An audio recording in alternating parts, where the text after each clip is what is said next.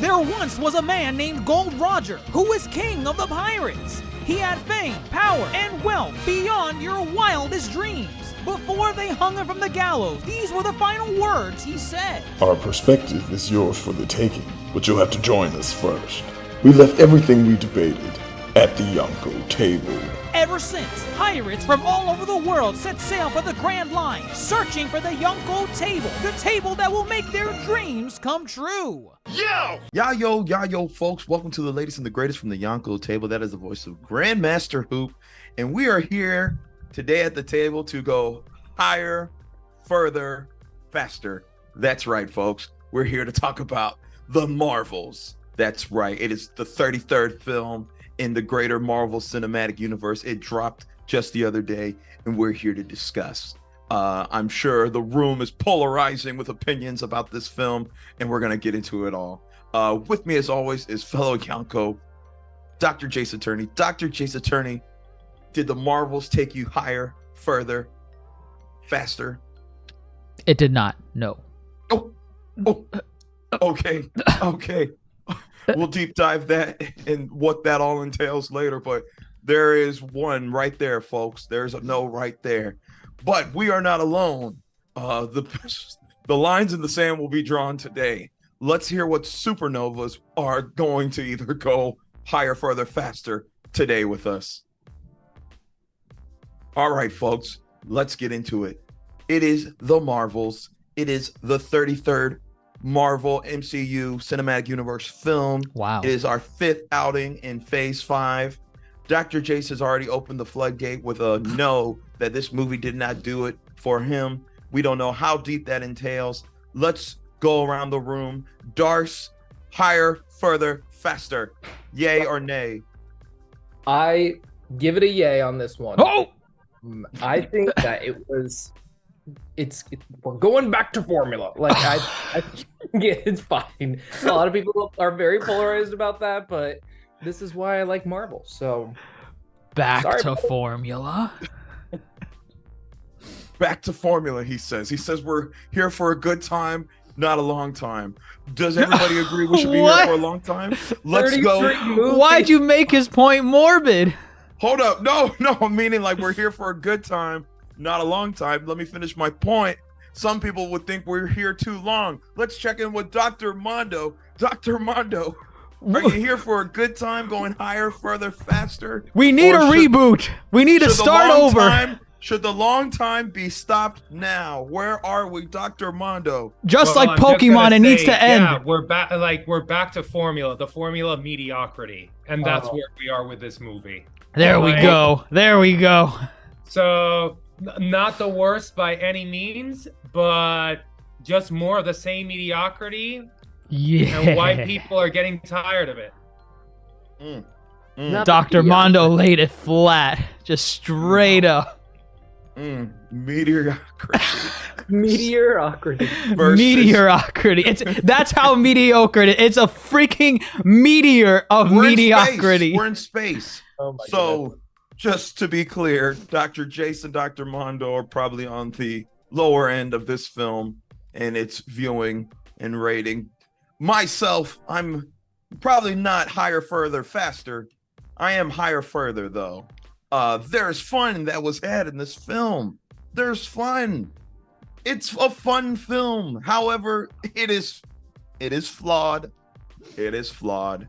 And we shall get into the flaws. Now, one thing before we really get into the film, I want to talk some things. All right. I want to talk about creative vision. And when I say creative vision, Marvel, they've been trying new things, bringing in new talent, new directors, to really kind of take it into a different level, try out new things. They have brought in Nia DaCosta. Is anybody here familiar with Nia DaCosta? Yes. The Candyman. Candyman, right. Yes. Did anyone see the, I think it was 2021 Candyman? I did not, but I've seen clips of it, and I know she was involved. And she directed Candyman. She directed and wrote Candyman. She also has this other film, The Little Woods, also starring Tessa Thompson. So there goes some connectivity. Smaller film, limited release, big in the film festivals. Got almost universal praise, that film. This is only haven't her seen it third major myself. film too. Right. Yeah. No. She's pretty new. She's pretty fresh. Or rather, in the game. feature film. Sorry, feature film. No. Yeah. Her body of work is mostly short films. And then she has 3 feature films. Can I say something that might be a hot take? Oh! Yes, you can. I think she should have directed the last Thor movie that we saw. Ooh. Because the comedy and the way that this was kind of presented, I think the jokes would have landed a little better, but I kind of like the way that this one was directed. And if she had the Thor team, I would have loved to see that movie as well. Not that the last Thor movie wasn't a great one, in my opinion. I loved it. I laughed so loud. But I do think I love everybody's faces. For those that are listening, everyone is giving me the cringe faces right now. But I'm a fan of Thor, so I think she would have done a great job with Thor. Maybe even Thor. Whatever we want, 5, 7. We're about to be on 5. Right. That's correct. I think the comedy is a lot better in this We movie need another one. Let's just put it at that. compared to what we got in Love and Thunder. So I can see what you're saying, Dars. I think the comedy's there, but I don't think I took away. Well, Candyman is the only film I've seen her do. I don't know why or what Marvel looked at and was like, we need that for MCU. I'm not sure, because I think she did a good job here with this film, but I do feel at times the direction of the film gets a little Marvel tangled up, if you catch my drift. I don't even know if that's a word. Dr. Mondo, something's on your tongue. It really wouldn't have made a difference. And the reason I'm not even criticizing her as a director, nor I'm criticizing honestly any Marvel director, because Marvel has recruited some really good directors with great track records, and also new ones, straight off the block. And the problem with Marvel, it's the corporate interference. You can be a great director, but they just don't let you work. It's it doesn't matter who you put at the helm of the film. The corporate intervention is the same throughout.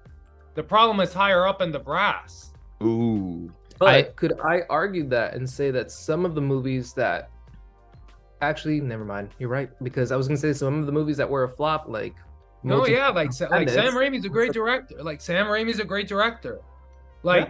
Multiverse of Madness, we know what happened. And again, I really don't think that any of the Marvel directors have been at fault for their movies not going the way they should. The only one that has had the the balls to really just face up the brass and say you're not interfering is James Gunn. Ooh. What happened? And let's talk about this. It's very interesting, the history of the critical and box office reception of the Captain Marvel films, which is what I guess they're listed under. Right.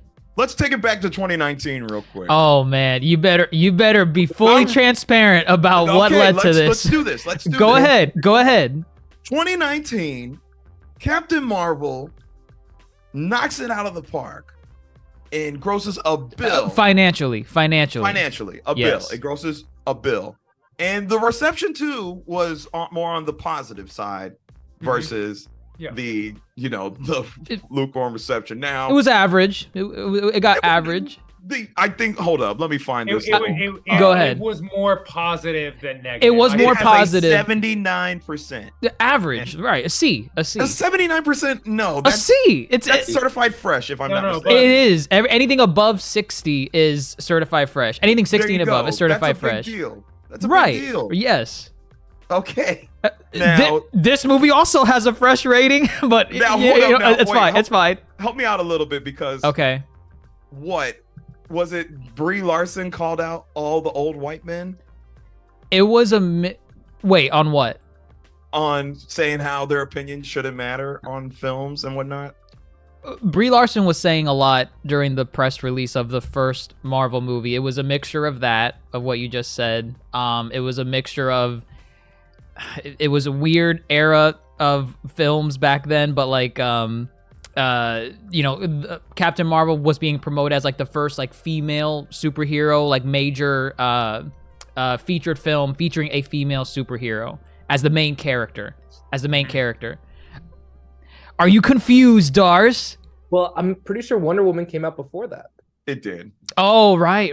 Well, I think the 2017. trailers for Disney at this time was not paying attention to anything DC was doing, and their trailers would always focus on the fact that Captain Marvel is a woman. Like, there were trailers where, like, I think they would say, like, she, and it would change to hero. I don't know. You need to watch the trailer again, but they were emphasizing it. They're like, yes, we are the big dogs. We're doing it first. No one remembers Wonder Woman. No one. This is Disney. This is Disney Marvel saying this. But yes, yeah, there was a lot of bad press release leading up to Captain Marvel, the first one, unfortunately. But yeah, it was okay. It was okay. In my book, it was okay. Yeah, it was an okay film. Yeah, like it There was was an a, aesthetic. it was a one and done film. Right. Yeah. But like better than this one. I'm gonna say it like that. Let me ask this. Let me ask this. Did the success of Captain Marvel? I said this. I said Go ahead. the success of Captain Marvel stems from the Endgame factor. Yeah. Like The I'm lead-in. not saying 100%, but it definitely puts on, because like obviously it was like, we were yes in the end game of like the saga. Like, Do you think Infinity War also played a role? obviously like people were off the like people were running with that hype. So Like, in other words, Infinity both films led to its. Infinity War was fantastic. Like people were like, "Oh my god!" Like they were in that hype train, and then like Captain Marvel comes out. Obviously, it picks up the steam because of that, and also it is a better movie than this one. And the projects that came before were better projects that would have come before this one overall. You didn't have that superhero fatigue that you have now. Correct. And so Fatigue. people were like, okay, fine. So that's why that for sure helped it out. Now you compare those times to these times, you have what's coming before Captain Marvel or the Marvels. You have Secret Invasion, one of the worst Marvel. You could say it's the worst. It's the worst. It's like one, if not the worst. Miss Marvel, which is very polarizing. Oh, Darks has some thoughts. Very polarizing, and honestly a very lackluster outing. And you also have other movies, with the exception of Guardians of the Galaxy 3, that have been pretty lackluster, mediocre. Not gonna say that all of them have been like terrible, but I can say that the majority have been disappointing. Okay. Darcy, All what's that- scratching on your tongue? No, I mean, no. Finish your thought. No, like all that like together, people are just like, here we go again. Even if the Marvels, let's say, even if the Marvels was gonna be great, people were all already just like, here we go again. Like another Marvel outing. And I have to see all this stuff that's not to kind of know what's going on here. Yeah, I mean, Recipe for disaster. I don't know if it would be necessarily a recipe, because you kind of got to roll with the punches. First of all, I do want to say that between Infinity War and Endgame, I do think it did play a little bit of an impact. But I don't want to say that those two movies are the reason why Captain Marvel was a success, because it was a success on its own, you know? No, yeah, I agree. And I think after Infinity War, and this is just me being brutally honest, Infinity War is probably number 1, 2, or 3 like on that list for me. And it's such a great movie. It's a hype movie, right? And then we have to wait like another year until Endgame comes out. Everyone is itching, and just to satiate that itch, we have, you know, Captain Marvel that's going to lead into that story. So we build on it. I watched Captain Marvel right before I saw the movie, and I was like, okay, it's fun. It's not one of my top tier movies, but it was fun. And I think what you're saying is 100% true in the fact that, like, you have to take the movie in its environment, like, time-wise, right? So I don't know what is going on, but like before, this might be my little conspiracy theory, before COVID hit the United States, we were at like this penultimate level of like entertainment in my opinion, because so far everything after COVID has been a little poo-poo. We had Endgame, we had Infinity War. Like, I was just telling my roommates, we had like a winners at war on Survivor. I know, crazy, but like we're like at like this weird like point where like all stars, like everything is coming up to it. The pinnacle of entertainment. Thank you. So, Peak fiction. after that, I feel like after the blip in Endgame and after After the COVID blip. COVID, I feel like everything is merging. It's like starting to blip. So going into like now, we have Black Widow, we have Shang-Chi, like some of these movies, at first we were like, oh, these are floptinas, but it's not necessarily that they're flops, and Shang-Chi is definitely not a flop, by the way. But we're starting to see, like, starting to compare these movies to like that peak of Endgame and Infinity War. And I was just telling Grandmaster Hoop this, that like with some of these movies, we can't view them as like masterpieces on their own. We can't see them as like singles. They're kind of like songs on an album, right? You're gonna have some songs that are total bangers, and then there's some songs that could be skippable, but certain people are going to enjoy them. And I feel like this is one of those songs for me that I'm like, oh, I actually enjoy this one. I'll put it in one of my playlists because I had a great time with it, and I just had fun. I was dancing around. So this is great. This is great. We have established that the original Marvels came out in a perfect window of opportunity during peak fiction, pinnacle of The Marvels or Captain Marvel? Captain Marvel. Oh. Did I say the Marvels? The Marvels, Like yeah. the initial Sorry. The Marvels. Captain Marvel, right? Correct. Despite the unjust, unfair critiques of Brie Larson, Academy Award winner, this movie thrived. Captain Marvel. Now we have the Marvels. Brings on a new director. I don't even know who directed the first Captain Marvel, which is terrible. But we have a new director. Which is, new I mean, writer- that's also telling, by the way. new director. No. Like, you can't even remember whoever directed Captain Marvel. Again, a different era of Marvel where those individual films are not standing out by, oh, well, who's the one that directed this movie? Outside of the Russo brothers, which, like, you know, we all know they did Civil War, Endgame, Infinity War. But now, this new era of Marvel, Phase 4, Phase 5, we're really homing in on, like, Who's directing. right, like, oh, Ryan Coogler did, you know, Black Panther and Wakanda Forever. James Gunn, he's really going in on Guardians. Chloe Zhao, Eternals. Like Waititi, who's like Waititi. Right. We're paying attention more. We're paying attention more. Yeah. and they're asking us to as well. Correct. I think for sure it's a strategy that Disney, MCU, you know, like Marvel Studios is using, like the same way as, you know, sometimes you would cast these, oh, like, look, this guy or this gal is gonna be this X superhero. Now it's like, hey, we're trying to take another step. Like, look at these directors that we're recruiting. It's like, it is a way.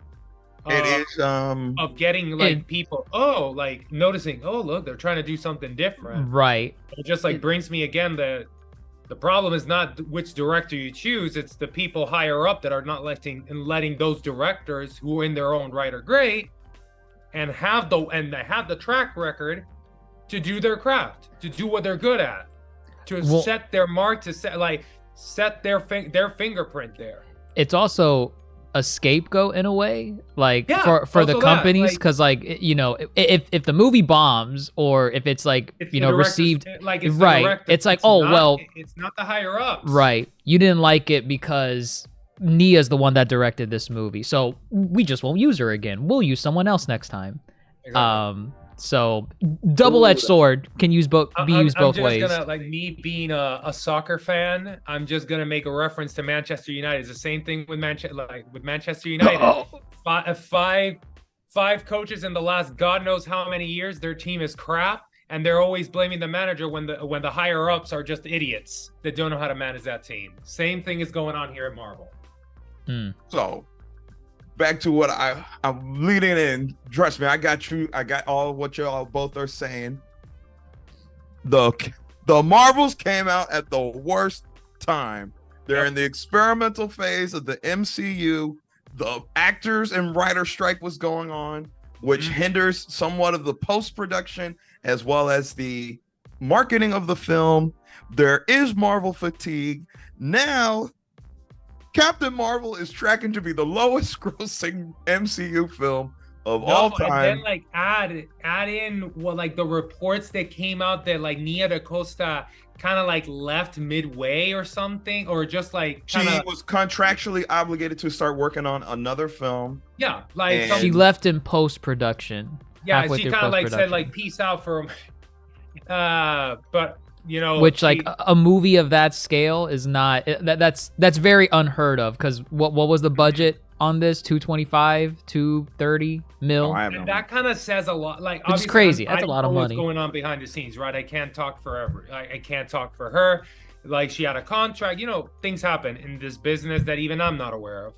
But that the director kind of, like, leaves or takes a big step back of a film, kind of like in the post-production, which is a big phase, it gives off an uninterested vibe, an uninterested in, like, what was done.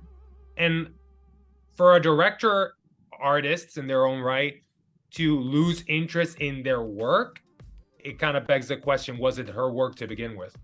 Well, I don't think that was the case. I'm pretty sure it was something happened at Marvel that made her have to do post-production from home. And then she was doing double duty.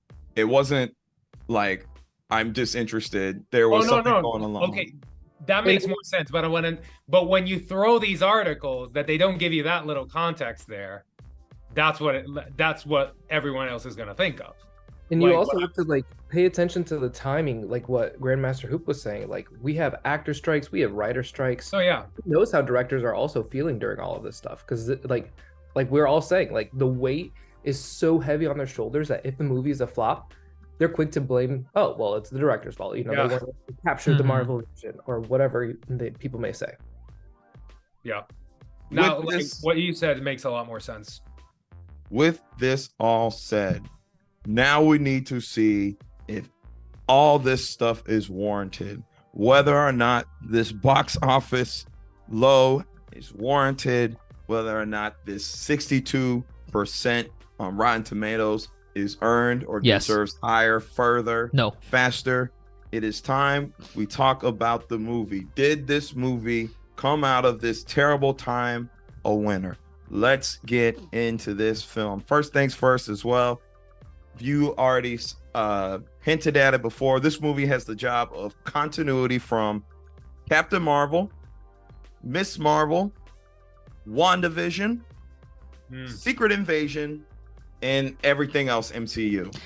That's some big shoes. Don't give me that look. No, What? no. When you mentioned Secret Invasion, I guess we'll probably get it. Yes. I feel like there's percentage levels. There's a percentage level, right? Okay. I feel like 30 for amongst the cast, and then I wouldn't even give Secret Invasion 10. I would give it like 5. I don't like even 5%. give Captain Marvel 50%, which is crazy to think I was about. giving her 30. I'm giving the trio 30%. Well, no, that's each. great. That's what I'm saying. Yeah. That's crazy for a Captain Marvel sequel. Right. Either way, let's get into this film. So, the Kree are still at large. The big bad Kree. Ooh, enter our new big baddie, Darben, played by Zawe Ashton. Dr. Jace has called her a Nepo baby because she is the fiance to Dr. Mondo's favorite, Tom Hiddleston. Tom Hiddleston. Yes. Yes. Do you like her Loki. now? Do you like her now? Or is she just another Like- generic Marvel villain? Does it remind you of Doctor like, Who? Good for her that she's with Tom Hiddleston. But as a villain, as Dar-Ben, I did not like her in the slightest. I did not. I don't. I'm assuming she is based off of a Marvel villain. Couldn't find it. I don't even care to look it up. I don't even care to figure out like, well, what was this character's mythos and lore in the comics? This outing does not make me interested in learning more about that villain. If she is indeed based off of a villain, which I'm assuming she is, but I don't care. She was a cardboard character. I'm not. Oh, go ahead, Darce. Go ahead. I actually didn't think that it was all that terrible because I think that the main focus on this movie was the three of them, and it's not necessarily like, okay, this is a villain that's going to go to the next movie. This isn't going to be a hype up villain. This isn't. It's like I said, back to Marvel formula where you have a villain that is not expected to make it to another movie. Without giving away too many spoilers right away. No, but we could. Oh, well, it's fine. No, it's fine. People know what they signed on for when they listen to this show. All right, excellent. So, I think that the villain was, I think it was fine.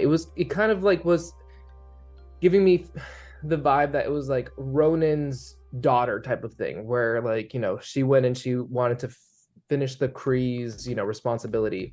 What I did love, though, is that they didn't necessarily make her the full-on villain. I think it also was like the Kree Empire is pretty much a villain in itself, because they were saying like at one point 25% of the entire universe was colonized by the Kree Empire.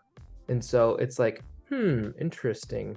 And then now you have like her with her backstory of like, I want to fight to keep our home alive. And she's going to do whatever she can. Go ahead. Yeah. Oh, let me say this. The Kree is one of the most underdeveloped aspects of the MCU to this day. I'm sorry, go ahead. Oh, what were you going to say? I was going to say, what happened to her assistant? Who cares? Because it doesn't matter. Because I'm thinking about like underdeveloped, what happened to the people. Just drop. I'm like, he got eaten by a goose. Okay, I guess. No, I'm kidding. I don't know. I believe it. I believe it because I don't know what happened to him.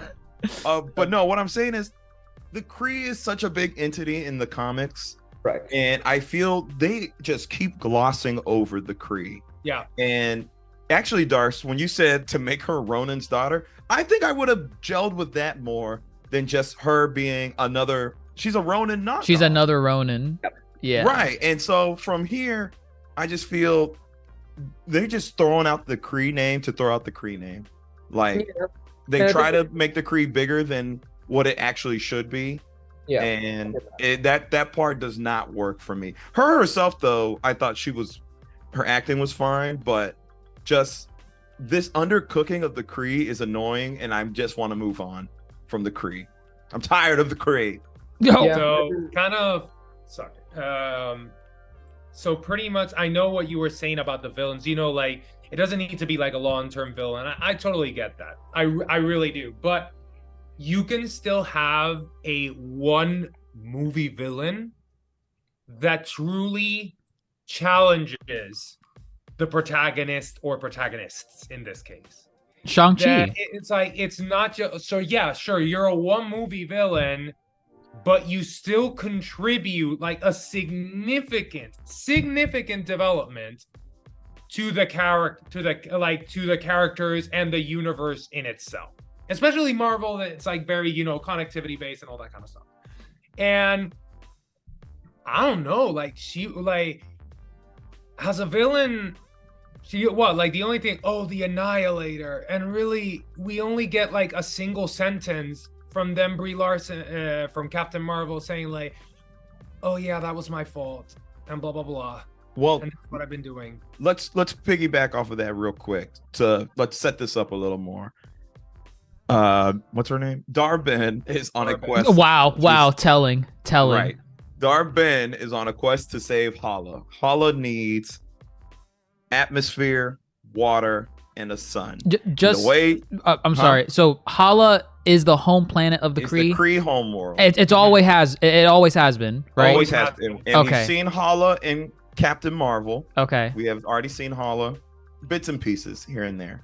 Run by the living AI. I forget what it's called. Is that where Carol It's a would Kree like intelligence. train with like her mentor in the Yes. flashbacks? Yeah. And That is okay. where Jude Okay. Law brought Carol. Okay. Yes.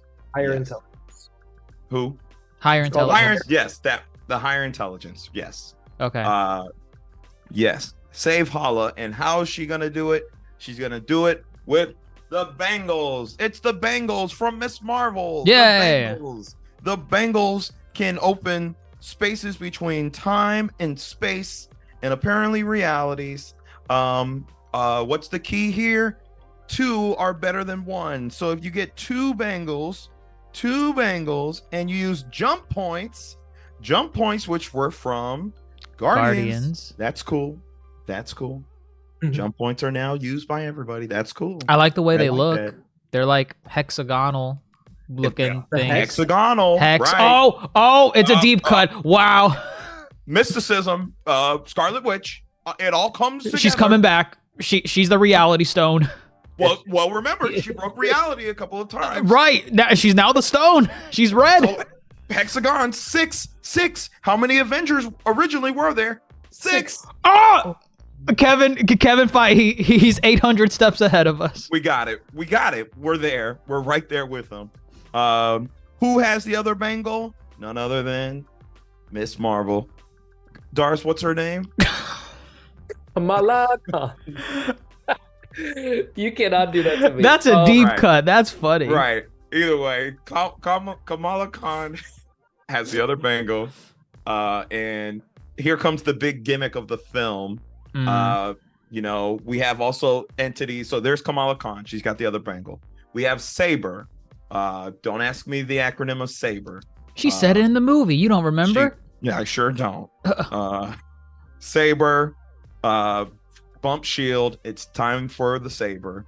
Run by Nick Fury, apparently, and a host of other worldly creatures from all around, servicing to protect Earth.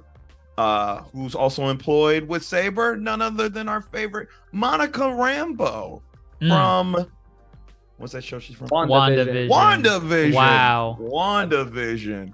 Right. Was she in Saber in WandaVision? Was that a thing? Yeah. Yeah. At Right. the end of WandaVision, she was recruited by Fury. Right. She was recruited by Fury Right. at the end of the movie. By a scroll, yeah. Talos, right? No, Talos' wife. A random scroll. Random scroll. Yep. Terrible. He said, "I want you to join the Saber Initiative." At the end. That is not what she said. No, she said Fury wants to talk to you, and she's like, "Where?" And she's like, "Boop." And she- Oh, and that was in the car, that's right? what It was in a car or something. it was in a movie theater. in a movie theater. Okay. Man, y'all need to Okay. rewatch Was it really a random scroll? It wasn't Talos' wife? No, because remember, this was like literally right after the incident that happened in Westview. So there wasn't really too much buzz of what's going on. And they didn't even realize that she had powers. So the fact that there was even a scroll there is kind of like, oh man, they're everywhere. They're everywhere. Oh, well, hold on. We'll come back to the scroll. Oh, scrolls come back being to the scrolls. everywhere. So Yes. there's Monica doing her thing. She's utilizing her powers, helping Saber, investigating jump points because Earth needs jump points to jump to wherever they need to go. And then we have Carol Danvers, who we haven't seen since Shang-Chi. Mhm. Just did a check-in with it was Shang-Chi, Bruce Banner. I think that was it. That's the last time. Wong, you're right. Mhm. Wong. That is the last time we saw Carol Danvers. We have no idea what she's been up to, but now she's out here because she heard Dar-Benn is running around doing crazy stuff. So what? Dar-Benn, I don't know. They touch something at the same time and they all become Yeah, they touched the hex at the same time. right, Or- and they become Yeah. entangled. It's Jada Smith's It's an favorite, entanglement. Jada Pinkett Smith's favorite word, an entanglement, as she would like to put it. Gross. It's her favorite word. Now our big three are entangled. And this is the big gimmick of the film. Whenever they use their light-based powers, I did not know Captain Marvel had light-based powers. They're bright. So, They're shiny. Why she glows? sure. That's why her symbol's a star. Technically, when Iron Man puts on his suit, he should have been linked as well. He's That is a dead. light-based power, but yes, he is dead. Spoiler alert for whoever's been blipped. Let me tell you, I'm talking really funny, but I actually like the entanglement bit. I like So the like concept. honestly, like the best scenes, like I would say most creative scenes Mm-hmm.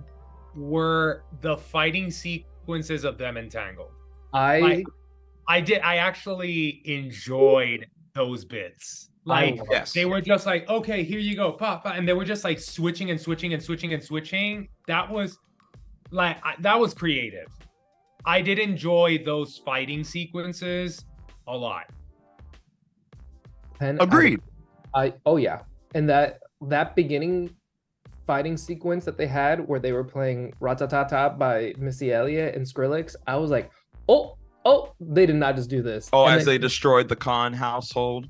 yep, Disrespectful. that whole opening fight sequence, I was like, you know what? This is so hard to choreograph and to like do to have everybody just hop in there. They did so well. Like they did not skip a beat. It was all done really well. I loved it. It's fun. This is the fun that I like. I like a concept like this where it evolves throughout the film. In the first fight in the Khan household that's getting destroyed, poor family, goodness gracious. They're uneven, they're unbalanced, they don't know what's going on, so it's chaotic. It's chaotic fun. And you know, at the same time, Kamala is going crazy because Captain Marvel's in my house. That's really fun. That's really fun. And Monica's just like, I don't know what the hell's going on, and so is Captain Marvel. Well, Captain Marvel's over here like, I gotta go stop this Kree psycho, and she's like, why am I in this household, this Pakistani household? What's going on here? Chaotic fun is good, especially that's one of the better parts of the movie is that yes, it evolves, it gets better as the film goes on. That can't be said for the other aspects of the film. I'm not sure. I think that there are some things that we can pull. We'll circle back. There are things. So this brings everybody together because they can't keep switching and then one person being on Earth when the problems are out in space. You gotta bring Kamala with you. Kamala has to come along, and that puts our central three together. And we're dealing with fangirl Kamala. What's her name? Monica. Wow. Monica, Mrs. Auntie My Carol. God.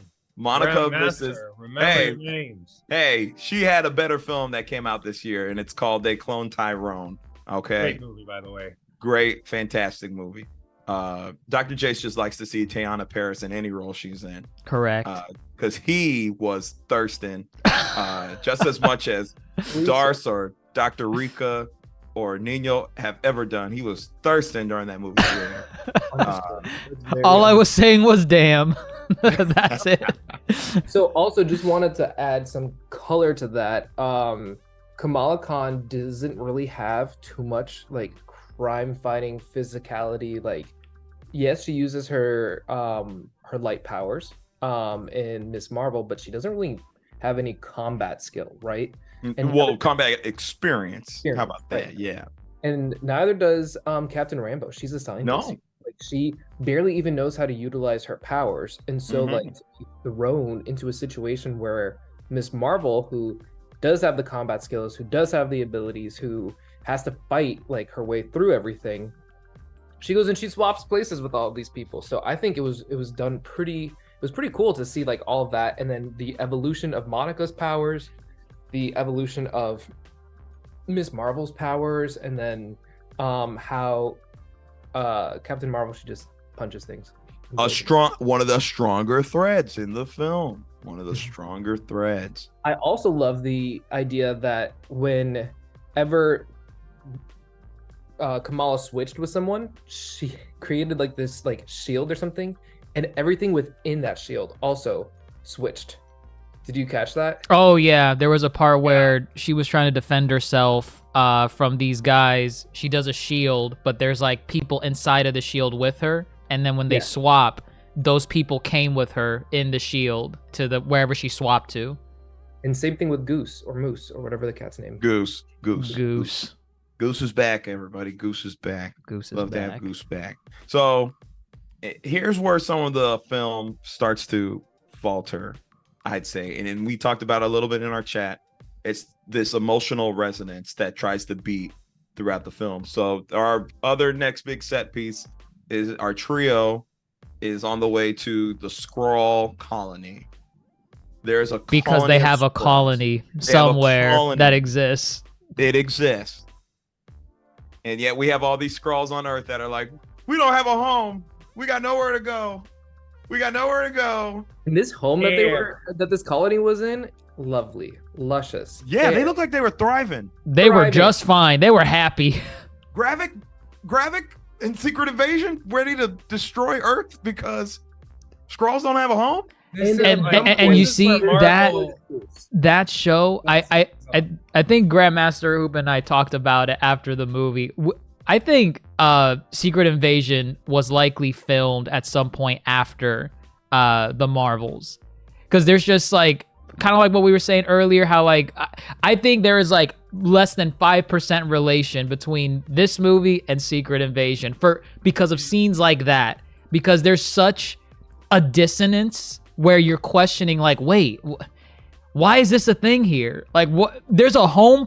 The whole plot of Secret Invasion was that they couldn't find a home, and yet here it is. And Nick Fury also, he's like not too pissy anymore. I mean, his wife is not with him in Saber, the Skrull lady. The Skrull, yeah. I think Captain Marvel. I think the Marvels was filmed at some point before Secret Invasion, and it shows. But it's like you're supposed to consume these projects in order. So you're supposed to consume Secret Invasion first, and then the Marvels, and had that connectivity. And they try to have it, but it's not there. I hated this Skrull bit. I hated it. I hated it. Yeah, I think it's very like obvious what you're saying, because then like Secret Invasion would make a ton more sense as to why they can't find the planet, because the planet where the Skrulls were inhabiting was destroyed. And that would have made sense. That would have made sense.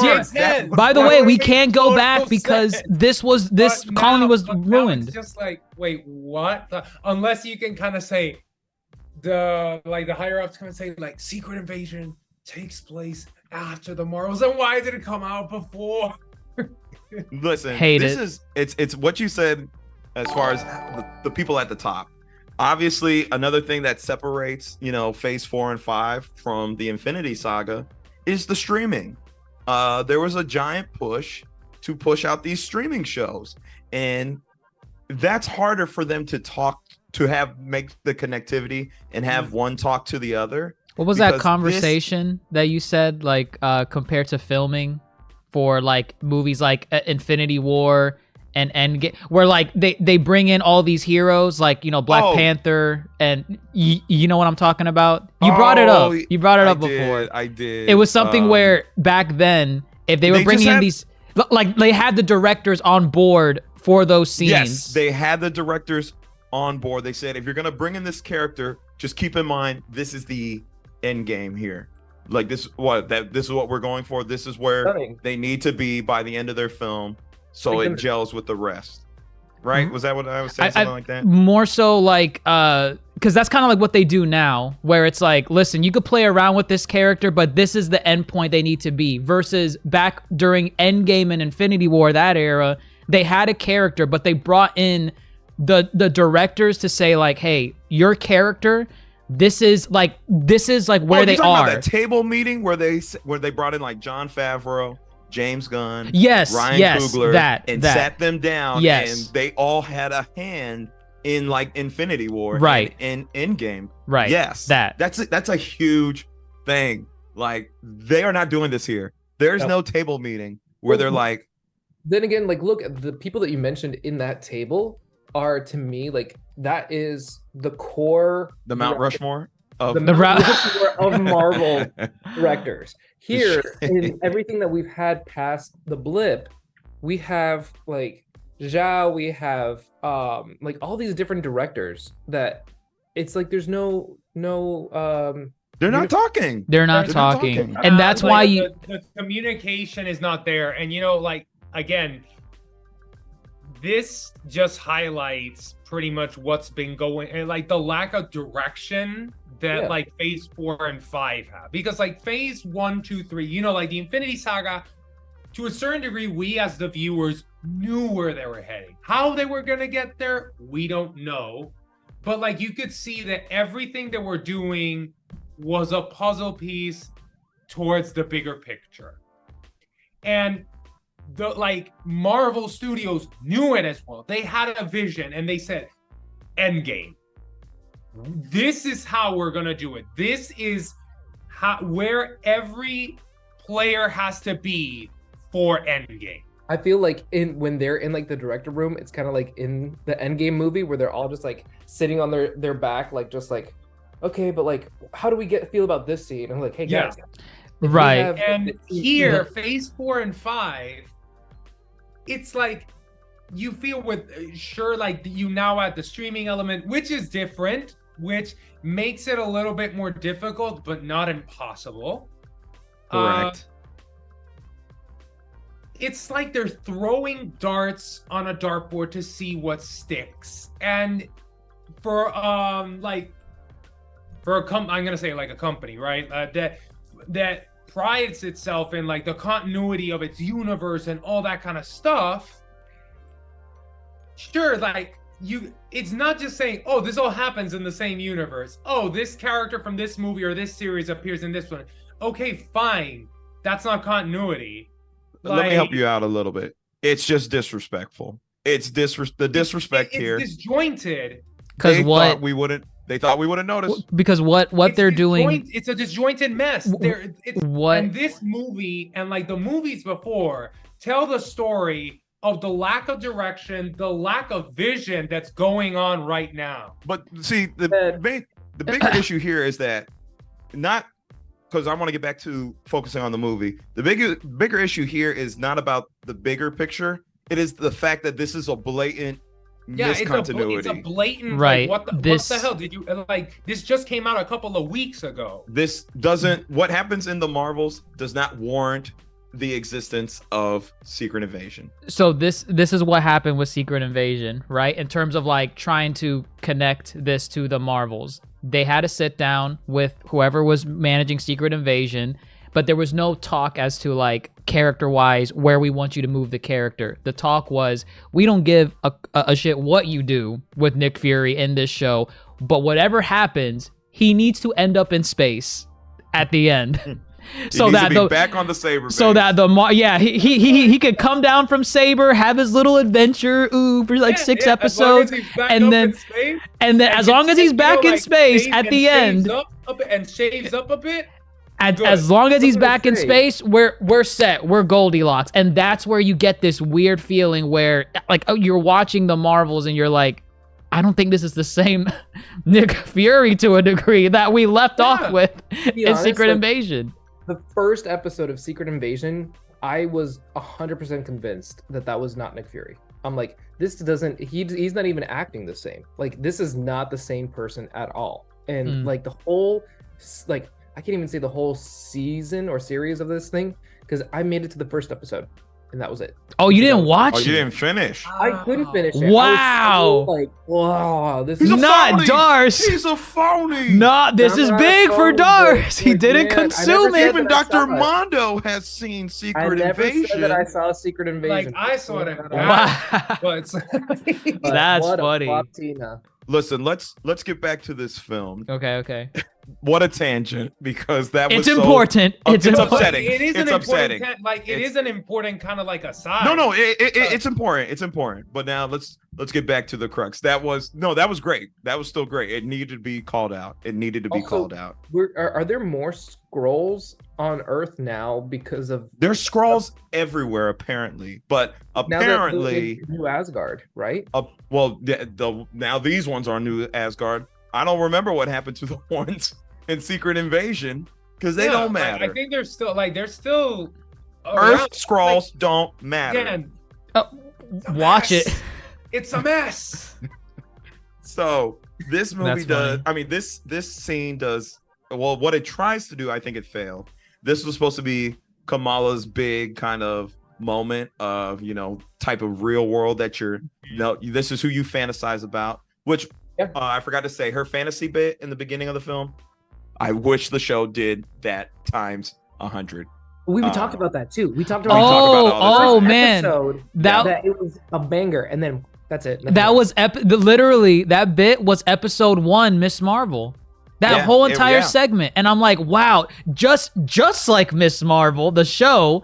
It's hey, look at what we can do for the first bit of it, and then that's it. Never again. I would have never again. easily welcomed that in the rest of the film. I'm not a fan of Miss Marvel, even though I know you praise this, Dr. Mond. I know you praise this bit. Even though Iman, like Miss Marvel in this movie, she is the literal glue. Yeah. Well, she's always been talking Iman now. Iman has always been great, and I think she's great here. I think she was great in the show. Obviously, though, the show didn't service the character to the fullest of its potential. Because again, I love when films go an animation route where it's just like, it's a movie. Just do whatever the hell you want. If Iman saw Carol and hearts came out of her eyes, I would have bought that. I would have loved that. That's just the zaniness of what, if you lean into the fun or don't give me that and only give me that in the beginning of the film. I hate that. I hate it. I hate it. I hate it. They were doing like, all right, like what's the plan? Like, let's come up with a plan, and then they do like the little sketch drawing of like what they think the plan. I would have been doing. Oh, yeah. It would have been a cool little Missed add-on, opportunity. So either way, this scene serves to bring her back down to earth and be like, you want to be Captain Marvel? This is the shit she goes through. This Also, planet. Just wanted to add really quick, that beginning part was really good in setting up the character if you didn't watch the show, which I think is important. Oh, that these okay. Characters That's fair. all set up really well for people who didn't watch the shows and they don't want to spend 8 hours of their life like watching. That's fair. Right. Yeah. I agree. Do you think, because so what, this planet's air is being siphoned, the atmosphere is being siphoned, Which I don't even know how that's possible. To just because they to can, just because to just they like rip can. it off and paste it on another Yes, you can. celestial. If you could have a jump point from here to trillions of light years away, you can siphon the atmosphere. Neil deGrasse Tyson would like a word Get a with lot these of, people. like, oh, I can do this. I can do that. Like a lot of the movie was just like no explanation. Just take it. Just take it. Who cares if it what effect it has on your For me, it was ecosystem? cheap. Neil It's just deGrasse like- Tyson can sit down. No, oh man, I want to see what bit he has with this because I know he's Sure. gonna talk on it. Listen, the point is this: not all the scrolls were be able to save. They weren't all saved, and that kind of brought Kamala, gave her that real world sense, and that is kind of her arc for this film. And I thought this was good setup for it, and then I feel it was dropped. Yeah. Yes. It was dropped. Yes. Because something I would have loved is because granted, I do find the character of Miss Marvel a little bit annoying, but like that's kind of like what she is. She's a fangirl, and it's fine. Like, and Iman does a great job of portraying that fangirl, even though the script is shit. But that was like, yes, like at that beginning, like seeing like sometimes you have to make the hard calls. It's not all like rainbows, flowers. It's not. It's like, not a comic book. Right. You have to make the hard calls. That was, if they would have stuck with that and like make Miss Marvel, it's like go from fangirling to admiration, like to kind of like admiration, but also learning how to be like a hero in that sense of the word, that would have been a very nice development. But they dropped it. Like they dropped it, then they kind of threw it again later. We'll talk about it. Threw it later again in the movie, and that's it. Like, bit off more than they could chew. Yeah, it's like, don't, if they were not going to explore that, just don't include that.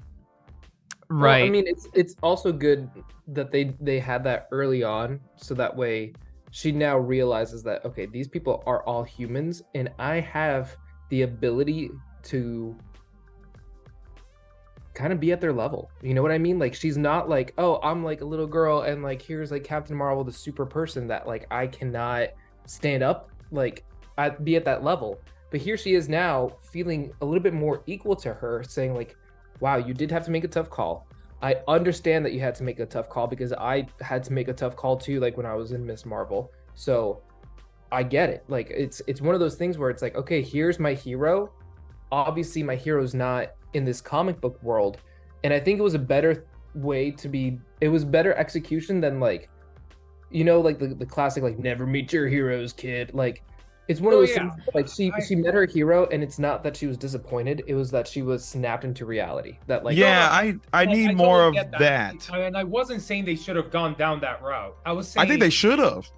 I think that would have been better. No, I think it should have, again, because she's just like fangirling, and I really would have liked to a certain degree if they made it, if they did it better, that fangirling matured into like admiration, like respect, and like what Darce is saying, like truly see myself as an equal. It was that, like, that you could see it throughout the movie, truly like evolving into that.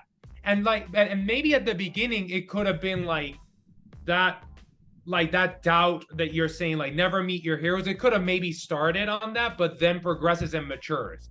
Yes, because you can't just keep, sure, Kamala Khan she's a teenager, but I think seeing her grow would have been a very nice arc that they really didn't do, or they maybe just like rushed. I didn't feel. Yeah, I hear that, and I feel like if Carol Danvers were to come out to Kamala and be like, "Well, you're my hero," like, you know, say something like that to Miss Marvel, she's like, I'm your hero. Oh my gosh, what? Like maybe. Oh wow, that would have been a nice bit. To be my own hero, and then she doesn't have to have exactly. That is just like, you don't see like how amazing you are, and like you're Kamala Khan, you're Miss Marvel, you're your own hero. That would have been, and kind of like getting that ounce of respect from the person you most admire, and again, I really would have liked that fangirl-ish behavior to mature into, you know, almost like you're a mentor. I admire you.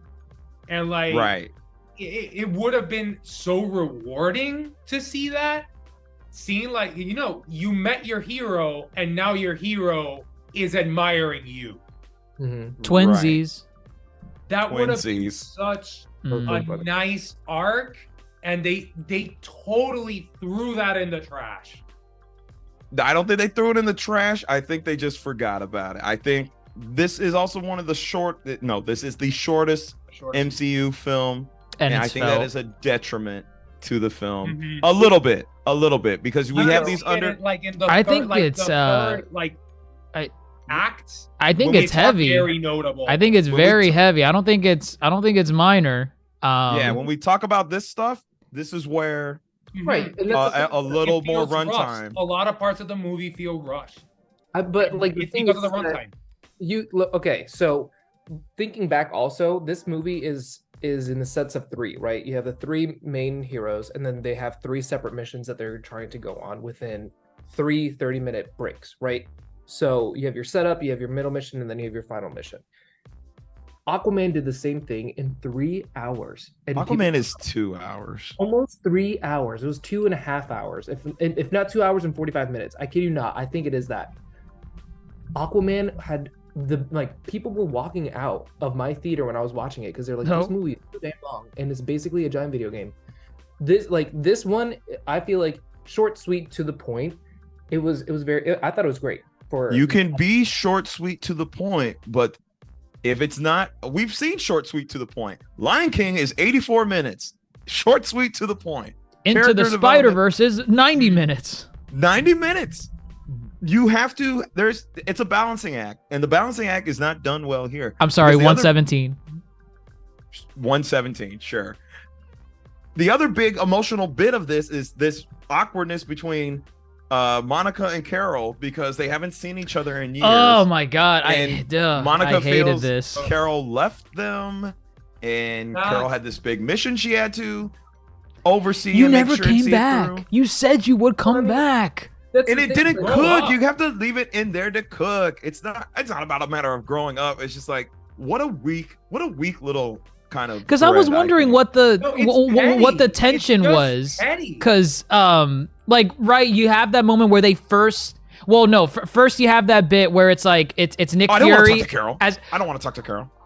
right, and then I like wanna do it right now. yeah, Carol's like, oh wait, why doesn't she want to talk to me? Like, what's wrong? I really want to see her. Then you get the actual meetup in person, and it's this awkwardness where like she's excited to see Monica, Carol is, but then Monica's like, I don't want. It's Captain Rambo. It's Captain. I'm like, whoa, where's Well, that? okay, so, Why's like, that sass coming out? What? some context behind that though, from like what we've gathered from the movie. So apparently Carol Danvers doesn't age. Don't know how that works. Her powers don't let her age. Powers but- are the answer. She doesn't age. She's come back to Earth how many times already and hasn't made a chance to come by and see Monica. Right. See, like Monica has like grown up with like this whole like I'm gonna come back, and it's like her dad went to go get like cigarettes at the convenience store and never came back. Like that's how Don't you do that? We don't know nothing about her dad. That's no, I'm saying that's the stereotype. feeling she got. Where she's Stereotype. no. I'm not Wow. saying actual dad. I'm saying Hey. Captain Marvel was like, "I'll come back for you, kid." She leaves and then it never comes back, and she's like, "Oh, well, great, thanks." She You are never came comparing back. Captain Marvel to a stereotypical black father. You're No, terrible. I never You're said terrible. that. You said You're going to. terrible. He said going to get cigarettes. It would have been Listen, worse if I you don't- said milk. It would have been worse if you said milk. I don't. You have this thing against me that you. Wow. want to make me Everybody Problematic. heard what you just said. Everybody Really. heard. This what is you what just we said. started off this conversation with before. Hey, to we your started. point, it works though. It works. Okay, so she has this situation, and she feels like, okay, like I have my big accomplishment. My family, that's Auntie Carol, has never once brought like come to see me, hasn't once checked in on me, and yet she's here on the poster of people's walls. She's a huge Avenger. I have to see her name everywhere, but I have no way of getting a hold of her, and I feel like she doesn't even want to like come in and get a hold of me. So if I'm gonna have this conversation, I don't want to have it on the phone while I'm trying to figure out what this anomaly is. Or like if when she meets up with her, she's like, yeah, I'm gonna be kind of cold to you because like what the heck, man. And that's good, but it is dropped really quickly. No, because they have the whole Kree like mind remembering thing where she goes Oh, into that's seeing all that So- stuff. and that was good too. That bit was good.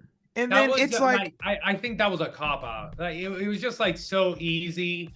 Like, oh, then let me just put this little machine that intertwines our dreams and memories, and Honestly though, I Oh. think so that's what happened. Okay. I think it was also good to give a little bit more color to like the characters' previous movies and stuff, so that way you can kind of see like, okay, like Monica came back from the blip, she missed out on her mom. It kind of like gave us a little recap of that moment, but then also gave us a little recap of like Miss Marvel's moment.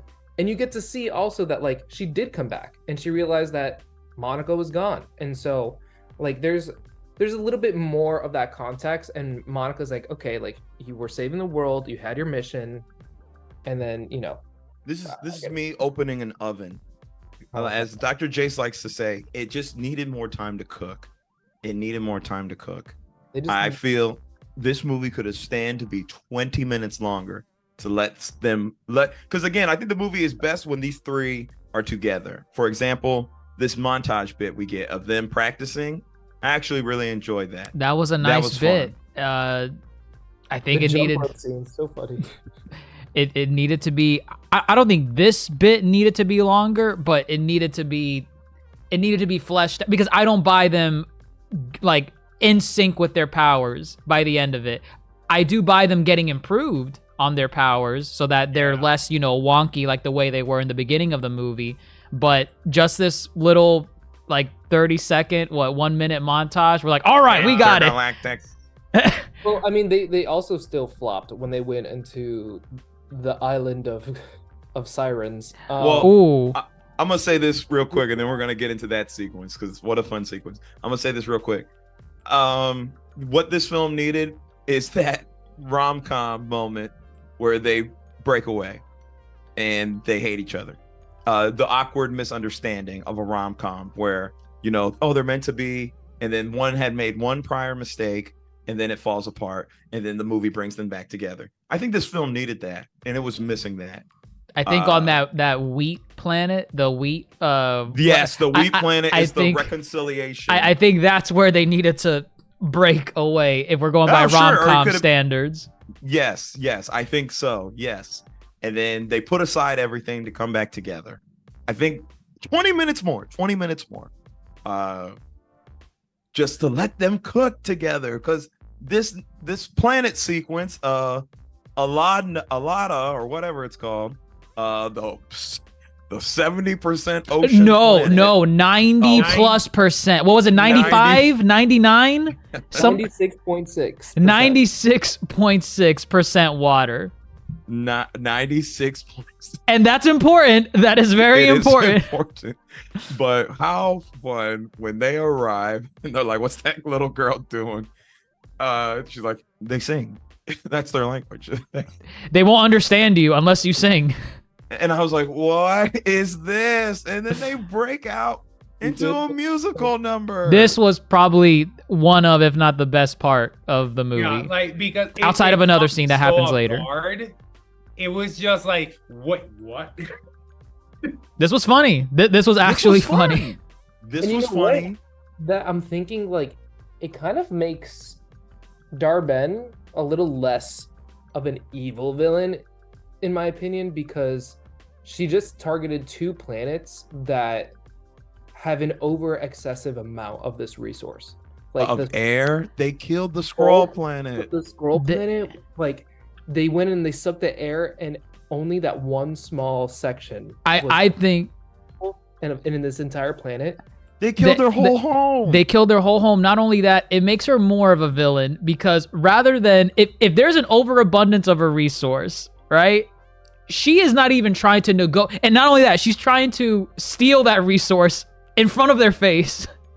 She went to the capital city. She went to the capital city up on a planet that's 96.6% water, where she could have went anywhere else to steal the water, but she wants to steal it in front of them instead of negotiating. Say, hey, you guys got a lot of water. We need it. Can we have some? She comes in and attacks them. Well, she is evil. She is evil to the no, because at first she tried to do it to the Skrull. She tried to have like the negotiations with them, and she's like, hey, like just wanted to give you a heads up. We're taking this. Like we're gonna try to like give you some time to get out, but we're taking this air because there's so much of it that we're gonna need it, and you guys are only this little small chunk on this entire planet. You destroyed that whole planet. Do you not remember it coming down? I know the whole planet, but there was only one colony on that whole planet.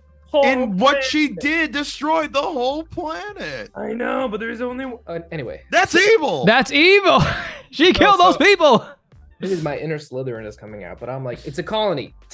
What if we take the You colony sound like a colonizer. and move it over there? That is not how an atmosphere works on a planet.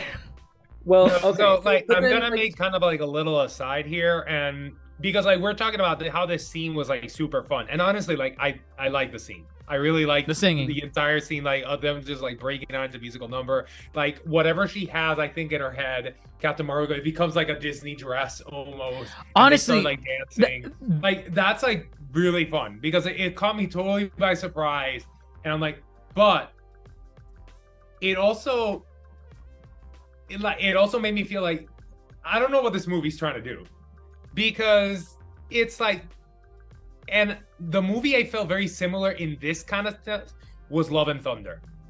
There's like a tone dissonance in the movie because you have Darben that's like, oh my God, you know, like I'm taking revenge, and you know, like you're really not a hero.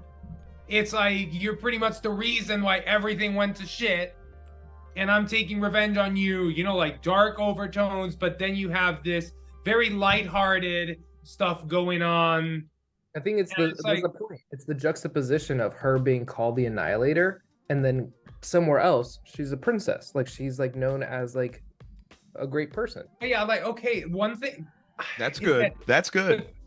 the tone dissonance. Do not call this tone dissonance. You know why? Disney movies do this all the time. A villain will just be hell-bent on getting revenge, seeking evil, and everybody else is la-di-da-di-da. I don't think this is an issue of tone dissonance. This is just this is not an animated Disney film, but okay. that scene Oh. was giving Disney all the way. And I don't think Darben doesn't not fit in this film. If you're going to compare it to Love and Thunder, we had a whole opening sequence with Christian Bale begging on his knees for a god to save his daughter, for him to spit in his face, and then an evil blade comes out of the ground for Christian Bale to slaughter that god. We don't get anything with that with Darben. Do you see the difference here?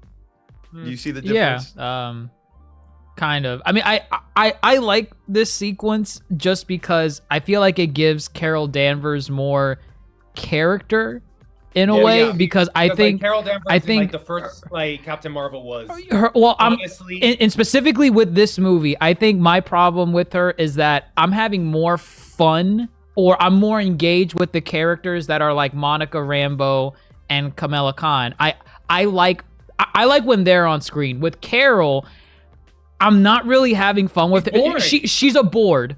She's a board. Like a cardboard, you know, a piece of cardboard. But when you put her in a scene like this, I think it adds a little bit to her because she's fully engaged in this bit. She's not like reluctant or like saying, "Oh, I'm not doing this." She is like dancing with this prince and she's singing along with them. And this Brie bit, Larson can sing. Brie Larson can sing, and I feel like it adds to me enjoying the character. I'm like, okay, this is kind of interesting. She's, you know, she's not all like serious tones and like monotone expressions. She's actually in this right now, Disney princess and all. And I like this. Like that before that, when they said that planet, she was like, "Oh yeah," like very like awkward, and they were like, "What's going on here?" Right. Like that, like it was like, what the hell? And then so after this bit, I'm left now again not being interested in her, because this is like the one bit I feel like adds to her character to have some level of, I don't know, range compared to how everyone else feels. What it is because, you know, her arc, Carol's arc, is very much, she's still trying to recover a lot of her memories. She's trying to, you know, live up to this idea of being Captain Marvel. And, you know, she sees that she's a failure at a lot of what she's done, specifically with the Kree. But then she has done a lot of good, you know, and she's just trying to find a formula that works. And yeah, this was great because, yeah, you can tell she's like enjoying herself. And she does think it's ridiculous, but she respects it. And it is super funny when she's like, okay, we got to stop. And he's like, oh, sorry. And he's like, wait, he can just stop singing?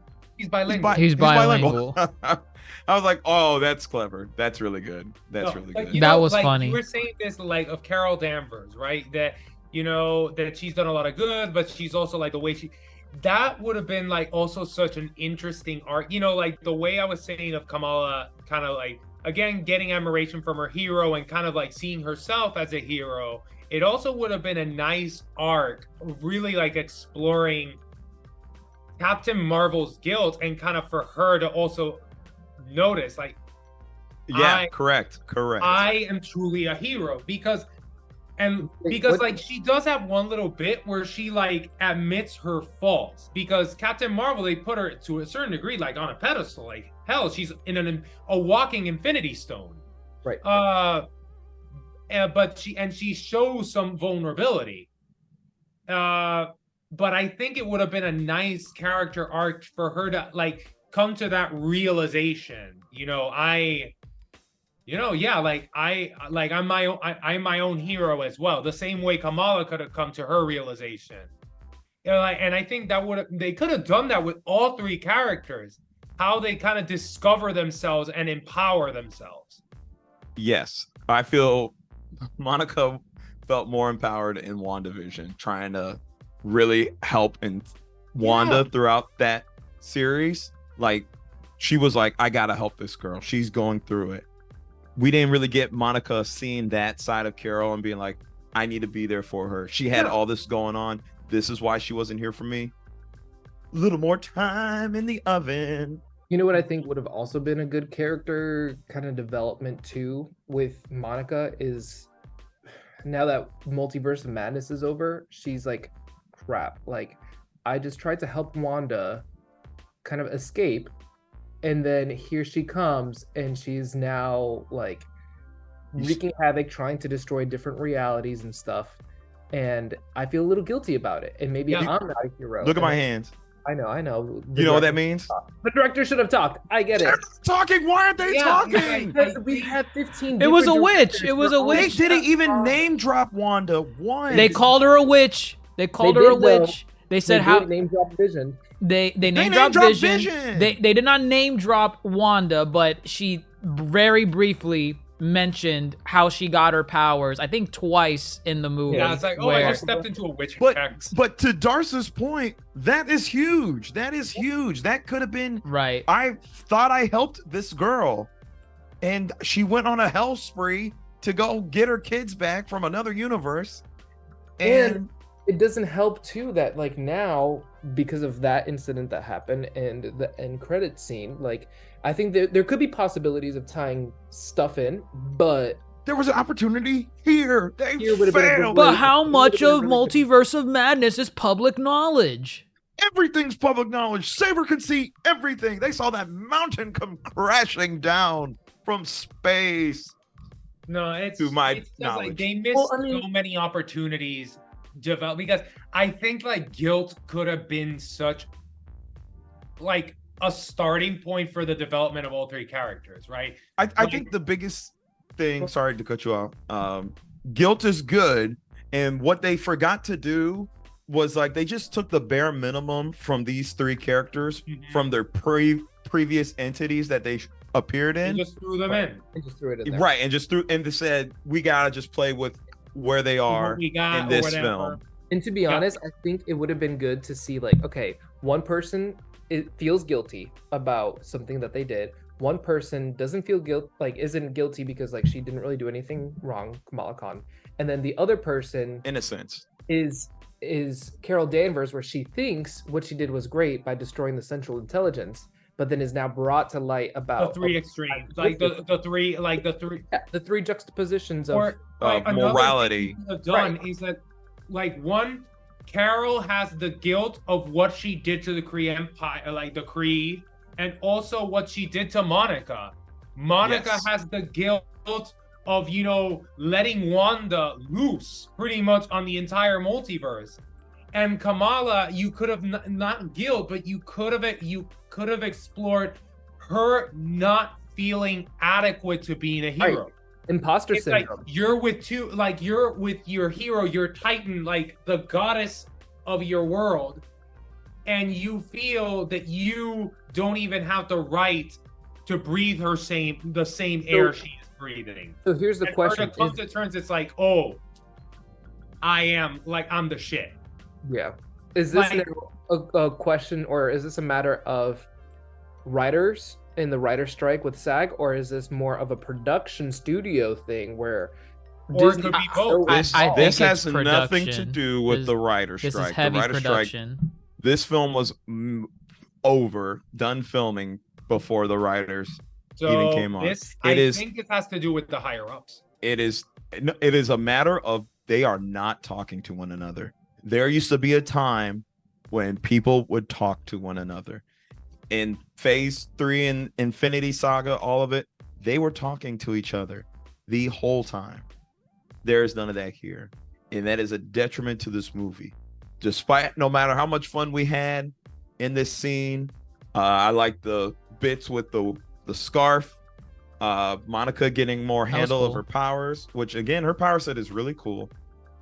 Light spectrum, being tangible, beams. I think they needed to do a little more with it. They definitely did need to also play into like the different colors of the light spectrum have different. WandaVision did that. Electromagnetic spectrum. Yeah. WandaVision did that, and they didn't do it here. No, They're not talking.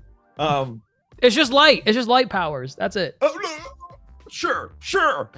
Why not? God. So With those we get powers, that. she can defeat the heartless. Right. You know what's interesting is they never asked Kamala, like, so if I have light-based powers and Carol has light-based powers, what makes you like entangled with us? And then she could have said like, oh, like my bangle comes from the light dimension, like the noir. Like that's another thing that like completely fell They off. only mentioned the noir once. They didn't. Well, it wasn't when they were talking about the bangles, because that second bangle was supposed to be in the noir, and I don't know how it ended up in a different planet. And I think they're not talking because there's too much going on right now. We have multiverses, we have multi-dimensions which exist outside of time, and then we have like our Earth that's happening. And there's too much going on within this phase, and it's starting to get people like, what the hell am I watching now? I don't want to give them an excuse. They need to talk, because for that reason that you just said, they should be talking more than they ever should. The stories are complicated. They're complex. That is fine. More difficult to explain, to write, to intermingle. That's fine. Is why is Earth the only place that is looking into different dimensions? Like why couldn't she like try to be like, okay, like I went into the noir, stole this extra bangle, and like now this is why I have it. Not like here's a moon. She didn't find that bangle on Earth. She found it on a random. No, she found it on a moon randomly somewhere. Right. Yeah, a random Earth place. The only place that talks about different dimensions. Why can't we see it in a different planet that they were like trying to go into that? Like I think that also another question with Marvel, and this is just again, they're not talking. It's just like they're throwing a lot of movies in and series, and they're saying like, oh, this is all in the same universe because maybe like a character here appears here, but like really it feels like everything is happening at a completely different universe. Because it's like, I'm just gonna say like one thing. How come nobody in no series, no movie has talked about the giant celestial that's coming out of Earth? I think I saw so something. It's like about that. That's like example number one. Like literally, there is a huge hand. Listen, let's reel it back to this film. Let's reel it back to this film. Okay, so where were we at with the... No, I just say this because we could go on for days. Let's finish this movie first and then look at the wider scope of things. Also, Marvel directors and producers and production studios, if you need to hire us to keep the continuity alive, we are here for you. So they don't listen. Not yet. But we are here. We get the wheat field scene that was supposed to be, remember, these are actors. They can act. Weak sauce. Very weak sauce. It was pretty weak. Pretty weak. It almost felt unnecessary. You didn't like the tear? One of them shed a tear. And I think and here's like this, what I was telling you with Kamala's, what they like started as an arc, they threw it away, and then they kind of remembered, oh wait, shit. They took the paper, they tried to straighten it out, and then Kamala says, I had to make the hard choice. Okay, sprinkle up, throw it back in the trash. She said the thing that we said earlier in the movie. And that like and it's like, wait, okay, so you went from point A to Z, nothing in between. They didn't do it. They didn't do it. It's like you remembered that you said that at the beginning of the movie. So mind you, this was after the whole water people fight thing. Where they where left them. Where they left them, They left them to which die. we never get confirmation again as to what on earth happened to them. I'm assuming they're alive. But that prince, we don't know his status. We know he was gonna hold him back. Not only that, missed opportunity to showcase maybe some singing in their fight sequences. If they're a singing planet, be done with it.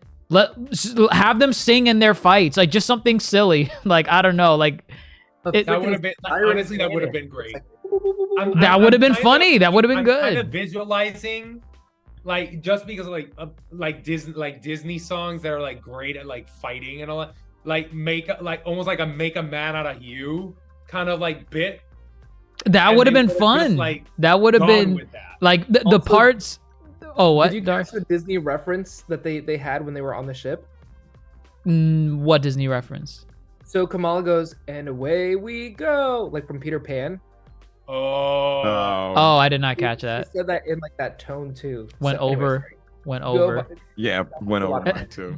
That would have been Um, something interesting to throw in there. When this movie is being dumb in a good way, I wanted more of that. The singing bit with the water people, that's dumb, but it's fun dumb. but It's it's funny fun. dumb. Fun dumb. They should have went all the way with it, because after that bit with the dancing and the battle, never seen again.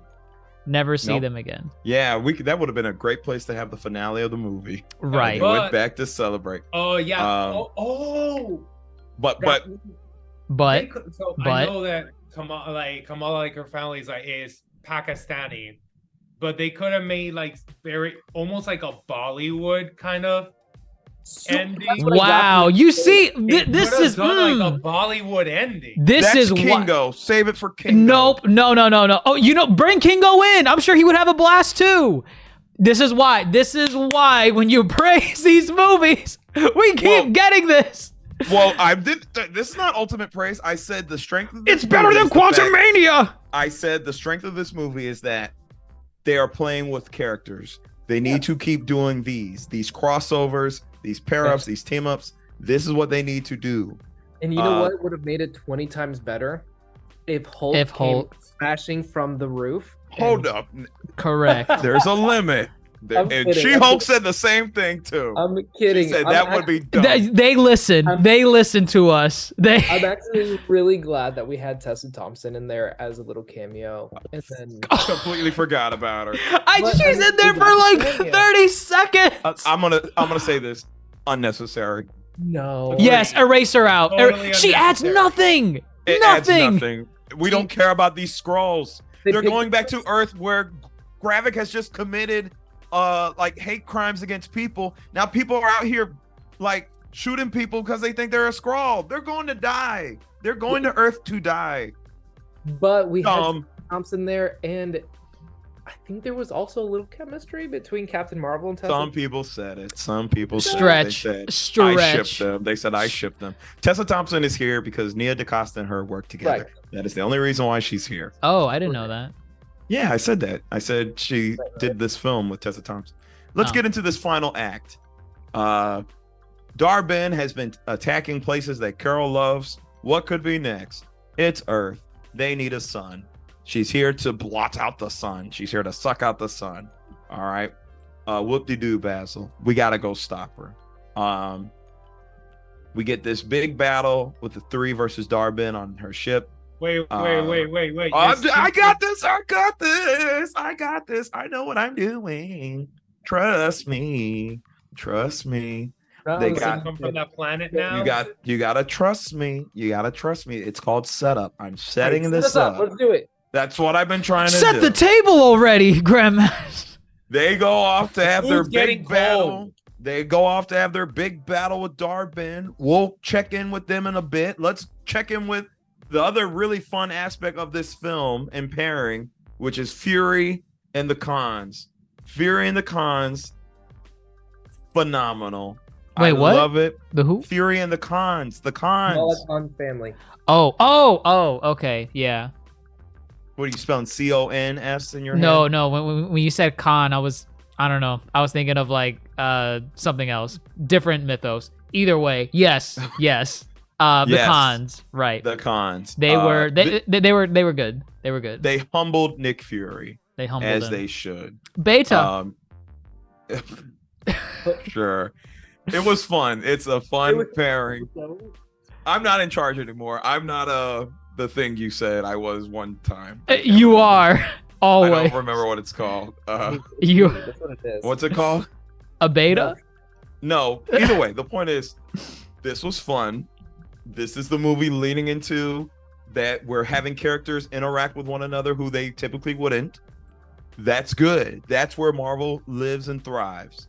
On top of that, you have Goose, who for some reason is pregnant. Asexual reproducing animal. Apparently. Sure. I don't know if this was needed, but God Almighty, was it fun? Yeah. That scene was funny. The Saber ship is crashing. They don't have enough escape pods for everybody. There's only one way to go. Inside Goose. Inside the cat. Inside all the cats. And what song do they do it to? Memories from Cats. I had to tell Dr. Chase that song is from Cats the musical. That's funny. Laughing in the theater. The only good song from that entire musical. Correct. I know the nothing only of good Cats, but that song. Yep. That's funny. Just and Zany. it's so funny. The entire song, it's like, meh, and everyone's like screaming and just Screaming like and running. cats. And in the freaking PA system, like, please do not run. Let the cats eat you. Thank you. Like, so funny. and they're still No, running. like that scene was just like, oh come on. And Because it was we're very le- witty. It's leaning into the zaniness. And when you do that, you get scenes like this, you get scenes like the Singing Planet, you get the concept of the switching of powers. That stuff is fun. I think in better hands, though, there would have been a better balance of fun and, character development. And that's where this film significantly lacks. But scenes like this do save this film for me. It's just dumb. It's just dumb. As the Dr. J said, it's dumb, but in a good way. And Exactly. It's Another good, though. funny moment that I had, just to bring it back to like some of the zaniness, when all three of them were on that Kree ship in the Skrull planet, and the Captain Marvel and Monica like leave to go like do whatever, and Kamala's just there, and she's like, "Hi guys, so tell me what you guys do here." And she comes back and she's like, "Don't talk to them. Come on." I laughed so hard at that moment. Too. I don't think they knew she couldn't fly. Yeah. Or they forgot that she couldn't fly. that was funny. I like that. Yes, that was good. But the moment had a lot of good fun moments, the movie had a lot of fun moments, and I really enjoyed laughing at most of it, and I thought it was fun. I think it's when the film takes itself too seriously is where it starts to, the cracks are shown. Right. But I think it's just that it's a movie. I think you can have a very fun movie without sacrificing the substance, which is like the character development, right? And this is like this movie has fun moments, but it sometimes feels very hollow, and that's what gets it, like what I don't like of the movie. It's just like, okay, it's just like fun, but okay, what else? There's nothing. I don't want to say it's a sacrifice. I think they just didn't know how to do it. No. I know. I'm not saying that you can't be zany and it's like you can be zany, wacky, but still have substance. Yeah, no, I'm saying I don't think it was like a sacrifice. It was with intention. Exactly. I don't think it's just it that was, they didn't know how to do it. Correct, because they tried. They just failed. More time in the oven. Let's talk about this final fight, or the final bit of this one. The action came all together in this fight. I thought this was a really well choreographed bit. I was just like, I was happy when Kamala got her licks in. I was happy when Monica got her licks in. And I was happy when Carol got her licks in. This is what it should be like. Had it been a better villain, obviously it would have been a better fight. but Yeah. just well shot though. They're doing better with letting these shots less cuts and letting it flow. No, like Yeah. the choreographing in this movie was really good. I liked the switcheroos. I really liked the CGI.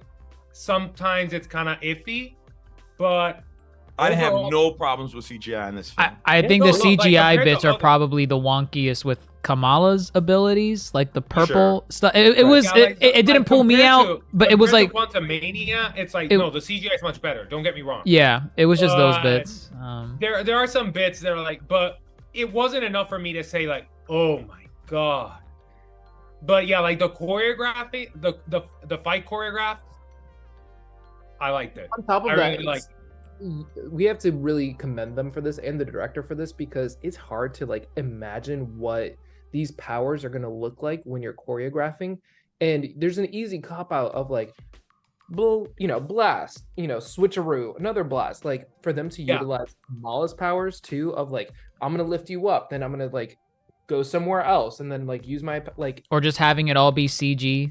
Well, right, but like this also was all that. done with like knowing where to step, like knowing how like the hits are gonna affect. Like it was, I thought it was done really well. And my fear with when I saw the trailer was like, okay, if they're doing like a switcheroo, is it like not gonna like really be power, like superpower focused? But they did. They were like using their abilities, and I was happy to see it. I think they were in their bag with Kamala's abilities. I think Yeah. this is the most intricate they have played around with her skill set, because remember, her powers are the ones that deviate from the most from her comic book origins. Very You know, much. like she was sliding on stuff, making steps and using slamming shields. down Mhm. shields. Like they were like, we gotta. They used her. She- They used her more here than in her show. Her That own is show. so true. Power wise, That is yeah. so true. Yeah. But, And here, obviously budget- Kamala's powers, they were cool to see. I mean, her scarf could do cool stuff too. That was. Oh yeah, but I mean, like, that was thanks to that planet, but Right. But now she has a But part of her her kit, so powers now are I want to cool. see more of it.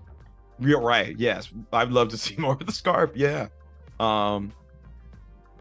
No, Darbin, you gotta stop. Ugh. Here, take the bangle and stop it. Psych. I'm evil, dumb. Ladies. Guys.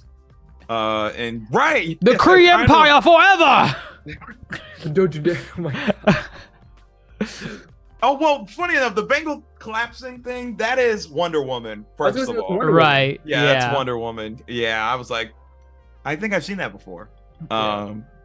Like, Yeah, she just disintegrates. I was like, She disintegrates. Darben- She learned like, nothing. Again, Darben as a villain absolutely sucks. I'm not gonna say she sucks, but that was dumb. No, To it's just like, have no, her- like, it's dumb. I wish I'm gonna go in like in the hate. She sucks. Very plain I- period. I remember Sucks as a villain. I remember in the fight sequence, Grandmaster, was it you that it was you that said it when they have the fight, right? And then what, I think Kamala or one of them like punches her, she hits like the wall, and then a piece of debris falls on her and stabs her. Yeah. And then they have this conversation with her where it's like, Carol, she's like, I will save the Kree. Let's do it for the Kree. Something happens in that conversation, and then Darwin is like looking at her like, for the Kree Empire. And you said, that's all it takes. That's all it takes. I was like, It was is that their all- Martha. It was their Martha. Martha? Why do you say that? Why do you know that name? Why do you... Yes, that was, I mean, it was a ruse. It was a ruse, but like right. in the context of that scene, until you realize it's a ruse, it's like, wow, that's all it took. That's all it Like, took. Well, right. They just said we just need to find a better way. And I was it's like, also like kind of not a cop out, but like it was kind of dumb that it's like, Carol, all you have to do is jumpstart that song. Oh, I it's like, hate. Oh God, I hated that this part bit. too. This That was part so too. dumb. That was Because dumb. I guess That was what dumb. whose idea was it? Was Monica? It was Monica's idea. She's the 'cause everybody else- scientist. She's the scientist. She knows. She's a scientist. She knows. And in a universe full of planets, nobody could have thought of that to say. Carol's like, wow, Exactly. I didn't think of that. I didn't think of that. I didn't And think then, of that. I mean, also, I'm still trying to wrap my head around how a civil war on a planet destroyed the sun. I just didn't understand how. Oh yeah, I didn't get that. Yeah, I I was like, Wait, wasn't it the I AI, actually- the taking of well, the AI that we destroyed? talked about this. We said, how did destroying the AI cause a drought, lose their atmosphere, and lose their sun? I said, there's no way that AI is integrated into all three of those. This facets. is I was just where like, what the? I fill in the gaps, and it's not my job to do it. I should not be doing it, but the AI was assisting in terraforming the planet. It terraformed the atmosphere, the planet, the sun, everything. But once you eliminate that, now all of it's gone. But that is still a detriment to the film. I should not have to explain that. And what did the civil No, because like you're jumping to conclusions. It's like It is jumping to conclusions. I'm filling in. I'm doing the writer's job for them. That's And not also, my job. if they can't breathe the air on Hala, how are they still there? Why can't they run away? Why can't they go and just be like, Fine. all right? The Skrulls found a new planet. Why can't they? You see, Dars has balloons on his. This is how excited he is. It's a I was like, celebration. We got our atmosphere back! Yay! Is this my new superpower? I don't know what that was. That's funny. But yeah, that's piss poor writing right there. That was dumb. That's funny. That didn't make any sense. But You never really see the Kree either outside of that beginning bit where Darwin's take off their giving. mask. only Yeah. function Where as in- Darwin's That's giving it. her speech, Nothing and then else. that's it. And then you don't see like the Kree like individually. Since then, after that film, you only see like the bird's eye view of their civilization. Stop giving us the Kree. If you're gonna give us the Kree, do something with the Kree. They don't do anything with the Kree. All we hear is word of the mouth about the Kree. Yeah. There is no down with Captain Marvel posters saying Annihilator. I don't There's like nothing. that. Not one bit. Right. There's nothing. So yeah, I don't care if she saves this planet. I really don't. I care about the fact that now there's a giant jump point that apparently was not a jump point to Hala. It just broke. That's another reality on the other side. And everything's going to get sucked in if they don't close it. Who's the only one that can close it? Monica. It's Monica's big moment to save the day and be the hero Maria Rambo always thought she could. And the hero Carol knew she could. It's her time. So how did she know that she? That she could do it? that She's was a like scientist. She's it a was like, scientist. oh, I can say. Wait. What? How do your powers Where's the math? fix a tear in the fabric of reality? They ain't mathin'. Because it's a hex and she went through a hex before. Oh, okay, that makes sense. Oh, Yes, it of makes course, sense. Okay you with know. that. I'm Oh, okay. no, but Yeah. for real, like if they would have said like, oh, it's hex Jesus. energy. We need someone who was also in a hex. Like I would be like, oh wow. Actually, yeah, I would have been fine with that. I would have been fine with that. But they didn't even do that. Also, if we would have had a little bit of backstory on Darwin, where like whoever was the one that told her, like if you get both bangles and you clap them together, like you'll be able to Yeah. that can like take the sun. But really, Again, How did they So know? How does she Ben know? is- Like any of this with Right, any it's of the correct. Bengals? we always had a big baddie like Thanos that like knew about like certain things because he acquired knowledge throughout the universe.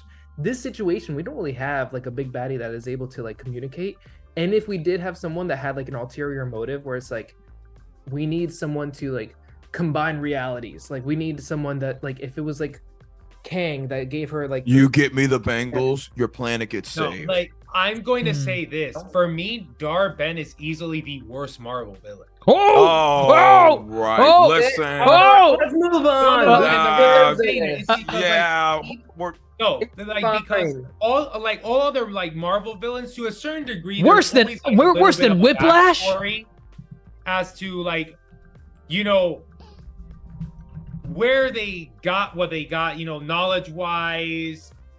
That doesn't make Dar-Benn a bad villain. Yeah, No, that's I just want a bad bird. writing. I want a bird. Just move on because But we it's like she's a bad villain. Like she's the worst villain because of bad writing. I'm not saying because of the actress. No, I don't think she's the worst villain. I think it's, as we're saying, it's just I want a bad bird. writing and bad setup because, right, She's- there Do is. you have my there's bird? nothing. Like Dar-Benn is such a. This is not honestly, same bird. Paint drawing is more interesting than Listen, the character of Dar-Benn. Sometimes birds are I'm gonna good go ahead pets. Okay, whatever his name is. What's his name? Ivan Vanko. Ivan. Shut up about that damn bird. All right, here's my thought process on how this could have been just a little bit better. You know that one being that's on the Ravager ship that also has mystical energy like Doctor Strange? He's the one that told Dar-Benn about these bangles so that like it can open up different dimensions because he knows about what's going on, and it all leads to Dormammu. Sure, easy little tie-in that could like tie in for the rest of like movies moving forward. Do we do that? No, because people aren't talking and they aren't communicating.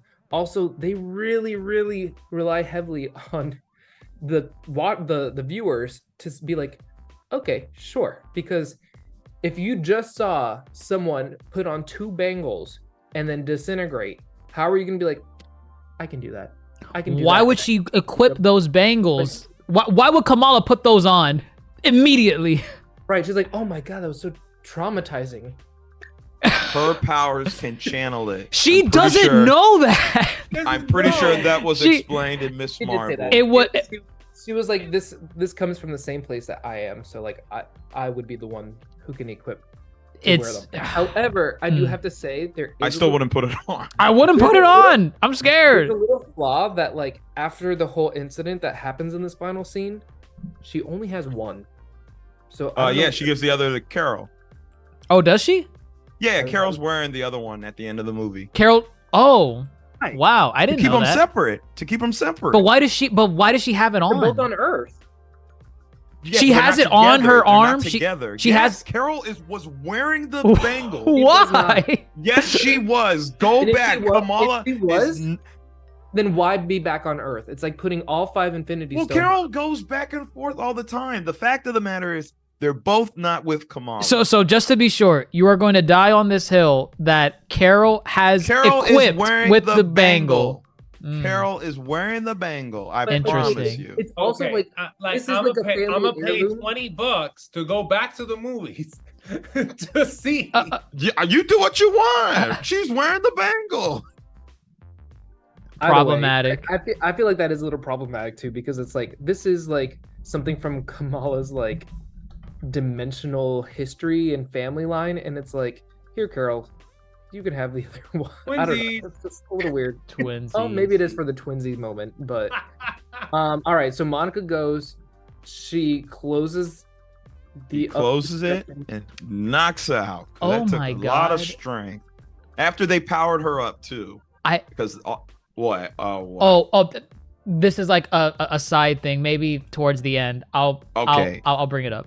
Let's wrap it up. Monica saves the day. They lose 1/3 of the Marvels, but it's okay.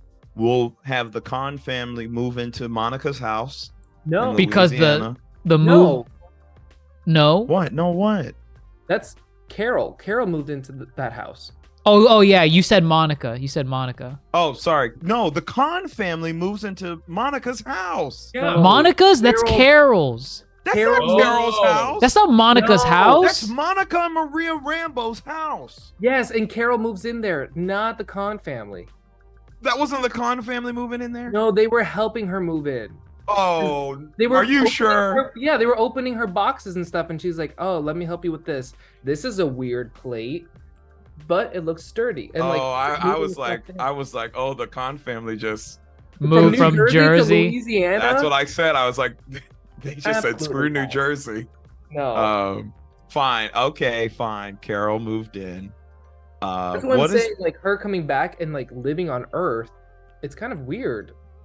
Like, It's not weird. She's finally ready to settling come down. back, and I think she's ready to face the idea that, like she can do both things because she felt obligated to stay out in space and help with the Kree and help with the Skrulls, but she was neglecting everybody on Earth. So now she feels, I guess she can balance that. I don't know. This goes back to Vision's great conflict, like the balance. Like if you're gonna have a superpower on Earth, be ready for supervillains to come through. Oh, Where's absolutely. White Vision? Where is White Vision? Leave it alone. Where is he? This movie.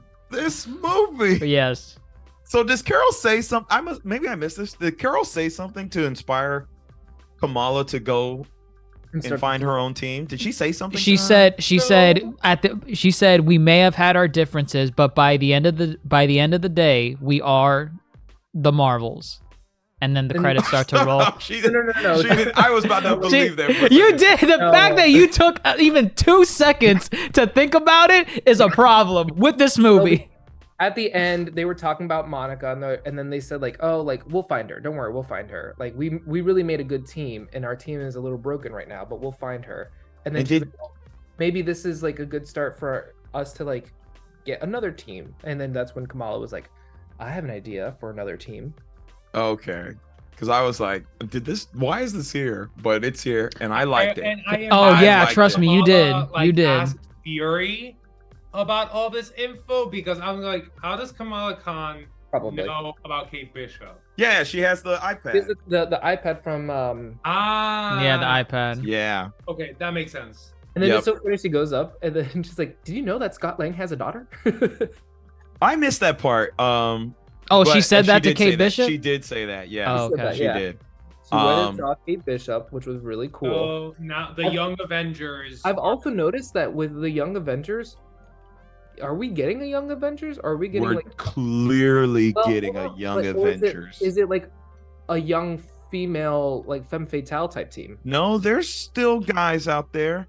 There's young guys? Yes, there's Isaiah Bradley's grandson. Literally nothing told about him. Doesn't matter. He counts. Yes, he does.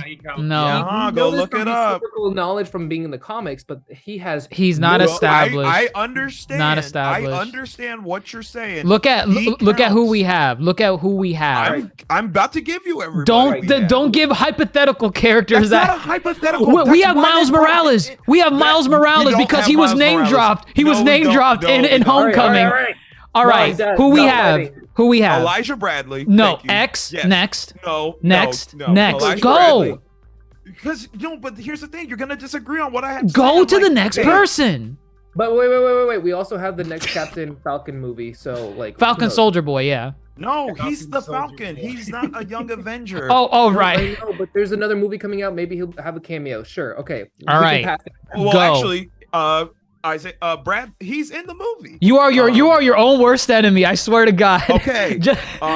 There is now. Hear me out. They have come out and said this that they are potentially contenders. That those stupid ice cream boys who like the ice cream. Yes, what? They said the ice cream boys. Who's the ice cream boys? Wanda's kids. Oh. No. Okay. Next. Go. Next. Next. I knew you wouldn't believe me. They have came out and said it. Okay, but the thing is that I don't know how. But listen, these are your characters. I'll help you. These are your characters. Yes, those two. Those two. Kate Bishop should have been your first one. I always forget her name, but Cassie Lang. Cassie Lang, that's your second. Cassie Lang. Third is your America Chavez. Chavez. Fourth is your Black Widow sister, whatever her name is. No, she's part of the Thunderbolts. Yep, she's part of the Thunderbolts. Nope. Is she not young enough to be in Young Avengers? No, she's part of the Thunderbolts. Okay, so you have three. No, Elijah Bradley. Those are your hypotheticals. Those are your asterisks. Those are your asterisks. Put an asterisk on it. Oh, okay. He's coming. And then we also have Hulk's son. No, he's no. Wait, why not? Wait. Why not Hulk's son? He's too old. He's a grown man. Hulk's son? Hulk's son? Yes, he's a grown man. He's not a grown man at that. He's a kid in this, isn't he? Does not look like a kid. Yeah, he does. Yeah, okay. All right. We're going to be all over the place with this. Fine. There's clearly not an agreement. Love. Thor's son? Thor's daughter? Thor's daughter. Oh, okay. Love. I think she's too young, but whatever. Hello, she's a god. She's like Who can wield 10. Mjolnir. She's She can 10 wield Mjolnir. compared to the. Actually, she's teen- using Stormbreaker. Right. She's Okay. 10. Sure. But go on. Young Avengers, not 6. teen We're Avengers. at 6 now. Okay. Fine. Asterisk. Elijah Asterisk. Bradley. Asterisk, yes. The Ice Cream Boys. Right. Wiccan and Speed. We're at 8. Them. Who? The Wiccan Ice and- Cream Boys. Wiccan and Speed. Oh, those that's are their name. Wanda Sons. Okay. Sure. Okay. And I think that's it. I think. Correct. Is there any others? I think that's it. What about Shuri? No, too old. She's Black Panther. No. And then what about T'Challa Jr.? What exactly is the too old bit? Like, what's the cutoff of this? 23. Kate Bishop's age. Shuri's not 23? No, Shuri's old, and she's Black Panther. Are She we could be wait? doing what she did. When you Hold say on. She's too not old, old. are you talking about the character is too old or the actress is too old? The character is He was too just talking. old. Oh, Ironheart. Ironheart's another one. Ironheart, sure. there we go. Fine. But like when she was talking to Ironheart, she was the whole reason why she said like, "Mom, I should go over here. I can blend in more," is because Okay, she's I'm gonna let me help you out a little bit. If you think Black Panther, the current mantle of Black Panther, will be leading the Young Avengers, you are dumb. not I'm gonna leading. say- He didn't say leading. Not in it. Period. You just said leading. That's all you said. Leading Why or can't- in it. Leading or in it. No. Okay, do but not the be thing is foolish. Do not be if foolish. Black Panther can make a cameo in the Avengers. Stop it. Why can't they do it also? That's not a in- cameo. What is It's it? a role. That's a role. That was a role. All right, whatever. Don't be dumb. You're being dumb. You're being dumb. Isaiah Dr. Bradley, Mondo is Young quiet Avengers. because He knows you're being dumb. Miles Black Morales, Panther Young will- Avengers. Black Panther will never be in Dumb. Young Avengers. That is dumb. Don't Wow, be you know dumb. that's problematic. No. You're saying No, he you cannot have be more in of a Young case. Avengers. You have more of a case with Young T'Challa. You have more of a case. Sure, because young T'Challa would probably be the same age as Love. That's fine. It's young, not Teen And- Titans. They're not And the other teens. two, the Ice Cream Boys, are probably the same age as Love and Young I T'Challa. hate them Ice Cream Boys. I hope they don't come. Do we think we're going to get anything from Fantastic Four soon? Well, Stop hold it. up. We're not Hold there up. yet. We're not there yet. Uh, Hold up. We have one more scene. Yeah, One more scene. hello. End credit scene. Monica waking End up. credit scene. Right. Yeah, I thought- we haven't talked about it. Monica's alive. She's in the care. She's clearly in a little hospital bed in a hospital gown. Who does she wake up to see? None other than Maria Rambeau, her mother, who's wearing binary suit. That's a Captain Marvel. Correct. Variant. Yes. Variant. Variant. Yes. We have seen Maria Rambeau as Captain Marvel before in that one universe. Correct. So I guess there's a couple of universes where Maria got to the ship first and got the powers. So I guess this is another one. I wonder Uh, if Carol is the exception and not the rule. possibly. Possibly. Maria has no kids in this universe, so she does not recognize Monica. Has no idea who she is. Who are you? What are you talking? However, the doctor said clearly she is a unique being with unique abilities, Played but by. judging by blah blah blah blah blah, she's from a parallel universe to ours. Okay, I but need to inform Charles. Charles. But and- what did can you give me a description of what that doctor kind of looked like? Well, when the camera pulls back, he's wearing a white lab coat and he's got big furry paws and big furry hair. And who was the voice? And it's Kelsey Grammer, of all people, fully CGI'd as the return of Dr. Hank Beast McCoy. The way my body literally levitated out of the chair as I was so excited when I saw that. I almost pushed my roommate in the face out of excitement. I looked at Dr. Jason. I was like, ooh. And I said, "You're being annoying." Oh my gosh. I like went and said like, all right, this movie's like a good 7 out of 10 to like, this is like a 12 out of 10. This is so Oh man, there it is. That's your Hulk smashing in from the ceiling. X doors right behind them.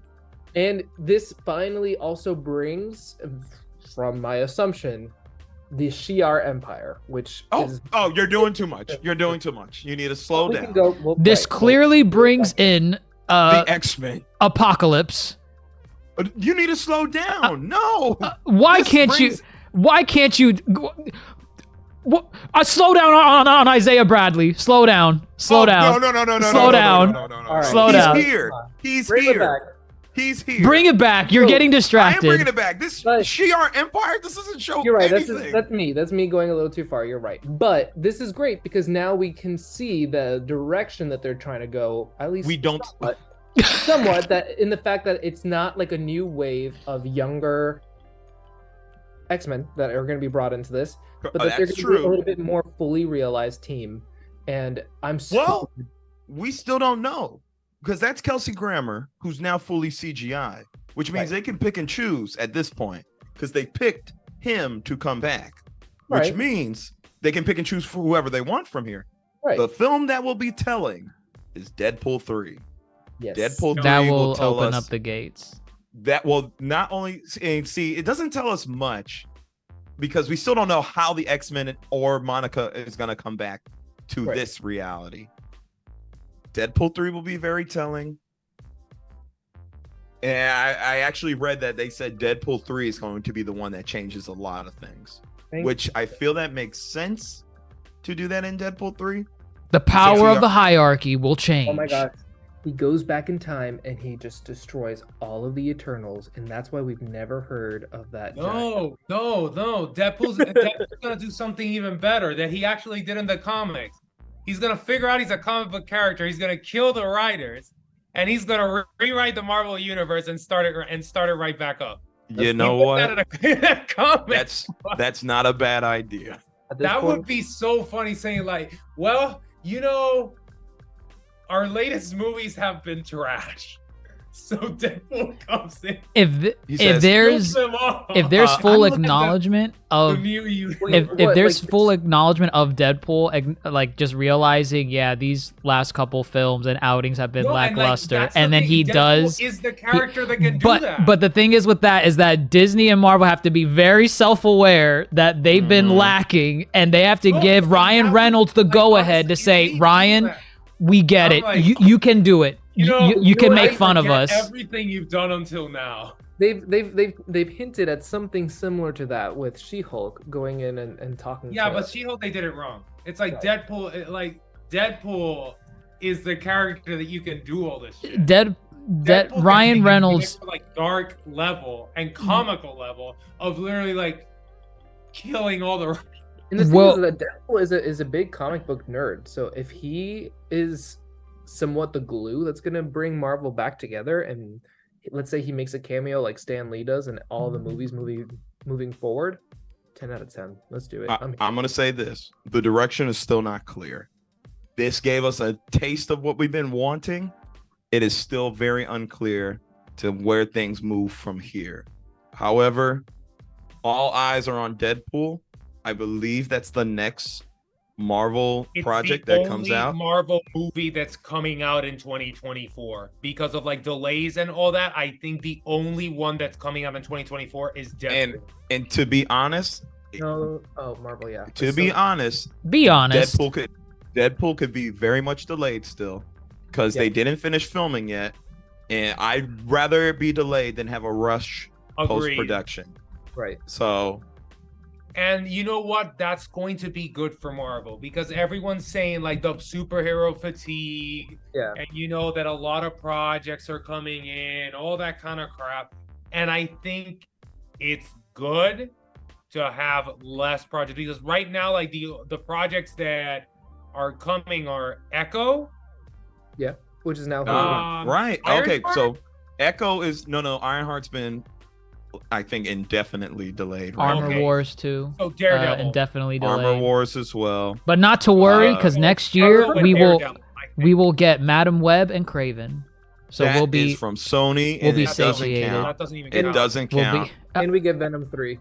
It doesn't and Venom count. 3 And exactly. Venom 3 has been delayed too. Don't No, count. they put out someone just posted that it's November 24th of 2024. Of 2025. 2025? 24. Oh, I It's don't know. 24, yeah. But who cares about You're right. them? You're right. It's not MCU. No one cares. Correct. So, No, so, but again, we so have pretty Brave New much it's World. Echo and Daredevil. Those No, are and a Brave New World. No. 2020 Daredevil. Brave New Daredevil was World. pushed. Daredevil was Yes. pushed. Yeah. Oh. The Captain next Falcon. one is Echo first, Echo in January. January 2024, and then Deadpool 3. Oh, That is it for the we're lineup right we're now. supposedly getting What If season 2 as well in December. December. That was Right. announced recently because we were wondering where's season I 2. think that's Weren't gonna we be supposed to good for get that in Marvel. this year? But we didn't get any word, and then they came out recently saying What If season 2 December. So then we get that, and then after that January's Echo, and then what was the other one?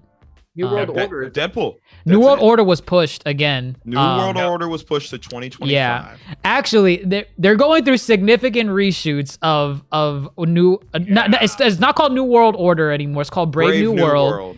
And if you just look at the synopsis and characters involved with that movie, you can tell Actually, yeah. you can tell The very little- well what the reshoots are about. The real world timing of this all. Right. Yeah. Yeah. Right. Yeah. So they got we'll leave you to that to look up what's involved in Brave New World, and Right. you'll be able to piece it together. correct. Actually, I didn't even think about that till today. I knew it was a problem when they announced it. Right. But now, given everything going on, now it's a huge Clear as problem. day. That's what the reshoots are about. Yes, absolutely. With that said, that is third film into Phase 5. Third project this year? Fifth project this year. Let's just wrap this up with our ratings of the Marvels. In your rating, don't try to rate it with the rest of the MCU. It's As a far as 6. Faith, okay, it's a 7.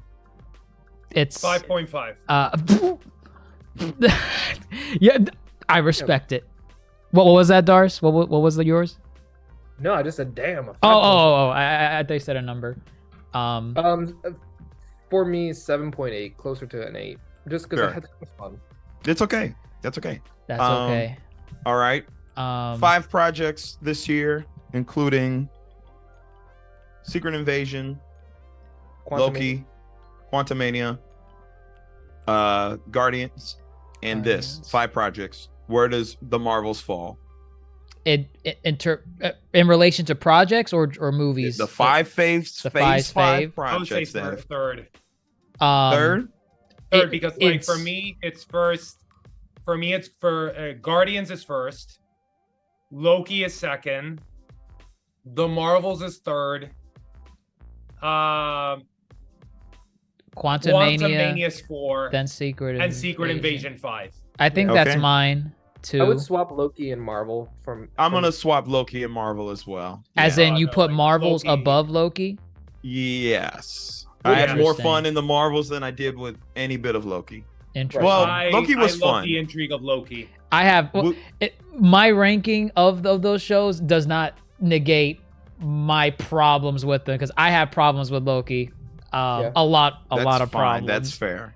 And I think Loki, if it came out all at once, I might have a different opinion. But because it was piecemealed, I think I had more fun watching this 90-minute movie. that's fair. Yeah, I mean it. For my take on it, it just goes back to basically everything that we reiterated. The film felt rushed. The parts that were good, but what Grandmaster Hoop said, this is what the 33rd film. 33rd. It's like I'm done giving them excuses. I'm fatigued. I'm Marvel fatigued, and I don't give them a pass on anything when it comes to this stuff. This is a $225 million project, And same budget as the Avengers. Same budget as the Avengers. And not to mention that final trailer that we got like about a week before this film came out, the one where they basically baited all that Avengers talk in the beginning. I'm like, I saw those first 30 seconds and I'm like, what? Is this what you're trying to do to get me to go see this movie? Because I know they got nothing to do with this film, because they were showing Robert Downey Jr., they were showing Chris Evans, like their famous lines from Infinity War and Endgame and all the Avengers movies, and it's like, what in God's green earth does that have anything to do with the Marvels? But it was a tactic. They knew people were not going to see this movie, so they're like, nope, come sit down and watch it, because the MCU is real. The MCU is very real, and it's a 6. It's a 6 for me. Better than Quantumania, but for me, that doesn't really say too much. The parts that I enjoyed in this movie were parts I enjoyed much more than in Quantumania, but Marvel this year for films has been 1 for 3. 1 being Guardians. That's fair. it. That's fair. Guardians has been honestly, I would say like the best Marvel like projects since like Far From Home, or No Way Home. Sorry. No way. I hope you're talking about movies, because you're now you're Yeah, neglecting movies. Moon Yeah, Knight. you mean Okay. I'm talking movies. I'm talking. Okay. Well, we'll be back when Phase 5 is over with our Phase 5 ranking. God knows when that'll be. We didn't even do Phase 4. Yeah, what is the ranking. end of Phase 5? We did do a Phase 4 Phase ranking. 4? Yeah, we did it. Oh. Yeah. What- End Marvel of Phase fatigue. 5? We Wait, don't what know. It could be Brave New World. It could be Daredevil Born Again. Marvel might pull an audible and call the ending of Phase 5 at Deadpool 3 if they really want. We don't know. That'd be awkward. It would be awkward, but Very awkward. they just did that with Phase 4. Phase 4 was supposed to be much longer than it actually was. So Marvel's in a very scary place right now. Us as fans, we're sitting back and watching and hope something good comes out of this all. But with that said, folks, that's our takes here on the Marvels.